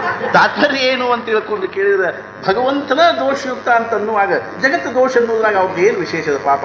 ಆದ್ರೆ ಯಾವ ಭಗವಂತ ಏನಿಲ್ಲ ನಿರ್ದೃಷ್ಟವಾಗಿರ್ತಕ್ಕಂಥ ಇದ್ದಾನಂತ ಅನಿಸ್ತದನು. ಸಚ್ಚಿದಾನಂದ ಸ್ವರೂಪಿಯಾಗಿರ್ತಕ್ಕಂಥ ಪರಮಾತ್ಮ ತನ್ನೊಳಗಿಂದ ಈ ಜಗತ್ತು ನಿರ್ಮಾಣ ಮಾಡಿದ ಅಂತಿದ್ದಾಗ ಈ ಜಗತ್ತಿನೊಳಗೆ ಸಚ್ಚಿದಾನಂದ ವ್ಯತಿರಿಕ್ತವಾಗಿ ಮತ್ತೇನು ಇರ್ಲಿಕ್ಕೆ ಶಕ್ಯ ಇದೆ? ಇದಕ್ಕೆ ಸತ್ಕಾರ್ಯವಾದ. ಇದೇ ಸತ್ಕಾರ್ಯವಾದವನ್ನು ಅದ್ವೈತದಲ್ಲಿ ಮುಂದುವರಿಸಿ ಏನು ಮಾಡಿದ್ರು ಅಂದ್ರೆ ವಿವರ್ತವಾದ ಅಂತ ತಿಳ್ಕೊಂಡು ಹೇಳಿದ್ರು. ಅರ್ಥಾತ್ ಕಾರ್ಯಕಾರಣ ಭೇದ ಸಂಬಂಧವನ್ನು ಸಹಿತ ತೆಗೆದು ವಿವರ್ತವಾದ ಅಂದ್ರೆ ಹಂಗೆ ತೋರ್ತಾ ಇದೆ. ಅದು ಆ ರೀತಿಯಾಗಿ ಏನಾಗ್ತಾ ಇದೆ ಅಂದ್ರೆ ವಿವತ್ತವಾಗ್ತಾ ಇದೆ ಅಂದ್ರೆ ತೋರ್ತಾ ಇದೆ ಅನ್ನುವಂಥ ಭಾವದಲ್ಲಿ ಹೇಳಿರೋದ್ರಿಂದಾಗಿ ಒಂದು ಕೈಯಲ್ಲಿ ಈ ಪ್ರಕಾರವಾಗಿರ್ತಕ್ಕಂಥದ್ದು ಸತ್ಕಾರವಾದ ಅನ್ನುವಂಥದ್ದು. ಇನ್ನು ಎರಡನೇ ಕೈಯನ್ನು ಜ್ಞಾನೇಶ್ವರ ಮಹಾರಾಜರು ಯಾವ ಭಾವದಲ್ಲಿ ವರ್ಣನೆ ಮಾಡ್ತಾ ಇದ್ದಾರೆ ಅಂದ್ರೆ ಅಭಯಹಸ್ತ ಅನ್ನುವಂಥ ಭಾವ. ಧರ್ಮ ಪ್ರತಿಷ್ಠಾತೋ ಅಭಯಹಸ್ತು ಅನ್ನುವಂಥದ್ದು ಆ ಸೂಕ್ಷ್ಮವಾಗಿರ್ತಕ್ಕಂಥ ಅರ್ಥವನ್ನು ಹೇಳ್ತಾರೆ. ಏನಂತ ಅಂತ ತಿಳ್ಕೊಂಡು ಅಭಯ ಯಾವಾಗ ಆಗ್ಲಿಕ್ಕೆ ಶಕ್ಯ ಇದೆ ಅಂದ್ರೆ ಯಾವುದರಿಂದ ನಮ್ದು ಸಂರಕ್ಷಣೆ ಆಗ್ತದನೋ ಅದರಿಂದ ಅಭಯದ ಅಂತ ತಿಳ್ಕೊಬೇಕು. ಅರ್ಥಾತ್ ಏನು ಅಂದ್ರೆ ಯಾರು ನಮ್ಮನ್ನು ಸಂರಕ್ಷಣೆ ಏನು ಕಾಳಜಿ ಮಾಡಬೇಡ್ರಿ ನಾವಿದ್ದೀವಿ ಅಂದ್ರೆ ಅಭಯಹಸ್ತ ಅಂತ. ಹೆಂಗೋ ಹಂಗ ನಮ್ಮ ಜೀವನದಲ್ಲಿ ಮನುಷ್ಯನ ಜೀವನದಲ್ಲಿ ಅಭಯವನ್ನು ಕೊಡ್ತಕ್ಕಂಥದ್ದು ಯಾವುದಂದ್ರೆ ಧರ್ಮನ ಅಭಯವನ್ನು ಕೊಡ್ತಕ್ಕಂಥದ್ದು. ಧರ್ಮದಿಂದ ನಿರ್ಮಾಣವಾಗಿರ್ತಕ್ಕಂಥ ಪುಣ್ಯದಿಂದ ನಾವು ನಿರ್ಭಯರಾಗಲಿಕ್ಕೆ ಶಕ್ಯ ಇದನ್ನೇ ಹೊರತು ಉಳಿದು ಯಾವುದೇ ಪ್ರಕಾರವಾಗಿರ್ತಕ್ಕಂಥ ಪ್ರಪಂಚದ ವಿಷಯಗಳಿಂದ ನಾವು ಏನಾಗಲಿಕ್ಕೆ ಶಕ್ಯ ಇಲ್ಲ ಅಂದ್ರೆ ನಿರ್ಭಯ ಆಗ್ಲಿಕ್ಕೆ ಶಕ್ಯ ಇಲ್ಲ ಅನ್ನೋದು ಎಷ್ಟರ ಮಟ್ಟಿಗೆ ಅಂದ್ರೆ ಈ ಲೋಕದೊಳಗೆ ಅಷ್ಟ ಅಲ್ಲ ಪರಲೋಕದೊಳಗೂ ನಮ್ಮನ್ನು ನಿರ್ಭಯಗೊಳಿಸ್ತಕ್ಕಂಥದ್ದು ಯಾವುದು ಅಂದ್ರೆ ಧರ್ಮ ಅನ್ನುವಂಥದ್ದು. ಅದರಿಂದ ಧರ್ಮ ಅನ್ನುವಂಥದ್ದು ಏನಂದ್ರೆ ಅಭಯಹಸ್ತ ಸ್ವರೂಪವಾಗಿರ್ತಕ್ಕಂಥದ್ದು ಅಂತ ತಿಳ್ಕೊಂಡು ವರ್ಣನೆ ಮಾಡ್ತಾ ಇದ್ದಾರೆ. ಆದ್ರಿಂದ ಏನದ ಅಂತ ತಿಳ್ಕೊಂಡು ವರ್ಣದೇನ ಕಮಲ ಸತ್ಕಾರ್ಯವಾದವನ್ನು ಏನು ಮಾಡಿದ್ರು ಅಂದ್ರೆ ಕಮಲದಂತೆ ವರ್ಣನೆ ಮಾಡಿ. ಕಮಲ ಅನ್ನುವಂಥ ಭಾವದೊಳಗೆ ಕಮಲ ಯಾಕೆ ಅಂತಂದ್ರೆ ಕಮಲ ಅನ್ನುವಂಥದ್ದು ಎದರ ಸಂಕೇತ ಅಂದ್ರೆ ವಿಕಾಸದ ಸಂಕೇತವಾಗಿರ್ತಕ್ಕಂಥದ್ದು. ಕಮಲ ಅರಳತೀವಿ ಅಂತಂದ್ರೆ ಎಷ್ಟು ಏನು ಹೆಂಗೆ ಎಷ್ಟು ಸುಂದರವಾಗಿ ಕಾಣ್ತಕ್ಕಂಥದ್ದು. ಮತ್ತು ಯಾವಾಗ ಅರಳತದ ಕಮಲ ಅಂದ್ರೆ ಪ್ರಕಾಶ ಬಂದಾಗ ಅರಳ್ತದೆ. ಸೂರ್ಯೋದಯ ಆಯಿತು ಅಂದ್ರೆ ಕಮಲ ಅರಳುತ್ತದಿಲ್ಲ. ಹೆಂಗೋ ಹಂಗೆ ಇರೋದಂದ್ರೆ ಸತ್ಕಾರ್ಯವಾದ ಅನ್ನುವಂಥದ್ದು ನಮ್ಮನ್ನು ಏನು ಮಾಡ್ತಕ್ಕಂಥದ್ದು ಅಂದ್ರೆ ಬೆಳಕಿನ ಕಡೆ ತಗೊಂಡು ಹೋಗ್ತಕ್ಕಂಥದ್ದು. ಕಮಲದಂತೆ ನಮಗೆ ಏನು ಮಾಡ್ತಕ್ಕಂಥದ್ದು ಅಂದ್ರೆ ಅರ್ಥಾತ್ ವಿಕಾಸವನ್ನು ಹುಟ್ಟು ಮಾಡ್ತಕ್ಕಂಥದ್ದು ಆಗಿರೋದ್ರಿಂದ ಆ ಸತ್ಕಾರ್ಯವಾದವನ್ನು ಸತ್ಕಾರ್ಯವಾದದ ಸಂಕೇತ ಏನಿಟ್ರು ಅಂತಂದ್ರೆ ಕಮಲ ಅಂತನ್ನುವಂಥ ಸಂಕೇತ ಇಟ್ರು. ಅದೇ ರೀತಿಯಾಗಿ ಜ್ಞಾನೇಶ್ವರ ಮಹಾರಾಜರು ಏನಂತಂದ್ರೆ ಈ ಲೋಕದಲ್ಲೇ ಇಹಲೋಕೆ ಸುಖಂ ಭುಕ್ತ ಅಂತಕೊಂಡು ಹೇಳ್ತಾರಲ್ಲ ಅರ್ಥಾತ್ ಮುಂದೇನೋ ಚಾಂತೆ ಅಂತ ತಿಳ್ಕೊಂಡು ಮುಂದೇನೋ ಅಂತ ಹೇಳ್ತಾರಲ್ಲ ಮುಂದೆ ಏನಾಗ್ತಾನಂದ್ರೆ ಅವನು ಅಲ್ಲಿಯೂ ಸಹಿತ ಸುಖವನ್ನು ಹೊಂತಾನ. ಏನು ಅಂದ್ರೆ ಅಸ್ಮಿನ್ ಲೋಕೆ ಅಮುಸ್ಮಿನ್ ಲೋಕೆ ಅರ್ಥಾತ್ ಅಂದ್ರೆ ಈ ಲೋಕದೊಳಗೆ ಆ ಲೋಕದೊಳಗೆ ಎರಡೂ ಲೋಕದೊಳಗೂ ಸುಖ ಆಗ್ತದೆ ಅನ್ನುವಂಥದ್ದು ಕೇವಲ ಎದರಿಂದ ಶಕ್ಯದ ಅಂದ್ರೆ ಧರ್ಮದಿಂದ ಶಕ್ಯದ. ಆದ್ರಿಂದ ಏನಂತಾರ ಅಂತ ಜೈಮಿನೀಕೃತ ಧರ್ಮಸೂತ್ರೆ ಆ ಧರ್ಮಾತಿ ಸಿದ್ಧೀಕರಣಾರ ಅಭಯ ಅಭಯವನ್ನು ಕೊಡ್ತಕ್ಕಂಥ ಕೈ ಆಗಿರೋದ್ರಿಂದಾಗಿ ಅದಕ್ಕೆ ಏನಂತಾರ ಅಂತಂದ್ರೆ ಈ ರೀತಿಯಾಗಿರ್ತಕ್ಕಂಥದ್ದು ಅಂತ ತಿಳ್ಕೊಂಡು ಹೇಳಿ ಅಭಯಹಸ್ತು ದೇಖ ವಿವೇಕವಂತೋಷು ವಿಮಳು ತೋಚಿ ಶುಂಡಾ ದಂಡು ಸರಳು ದೇಥ ಬಲಮಾಂಗ ಕೇವಳು ಮಹಾಸುಖಾತ ಶ್ರೀರಾಮ್ ಜಾನಕಿ ವೀರ ಸ್ಮರಣ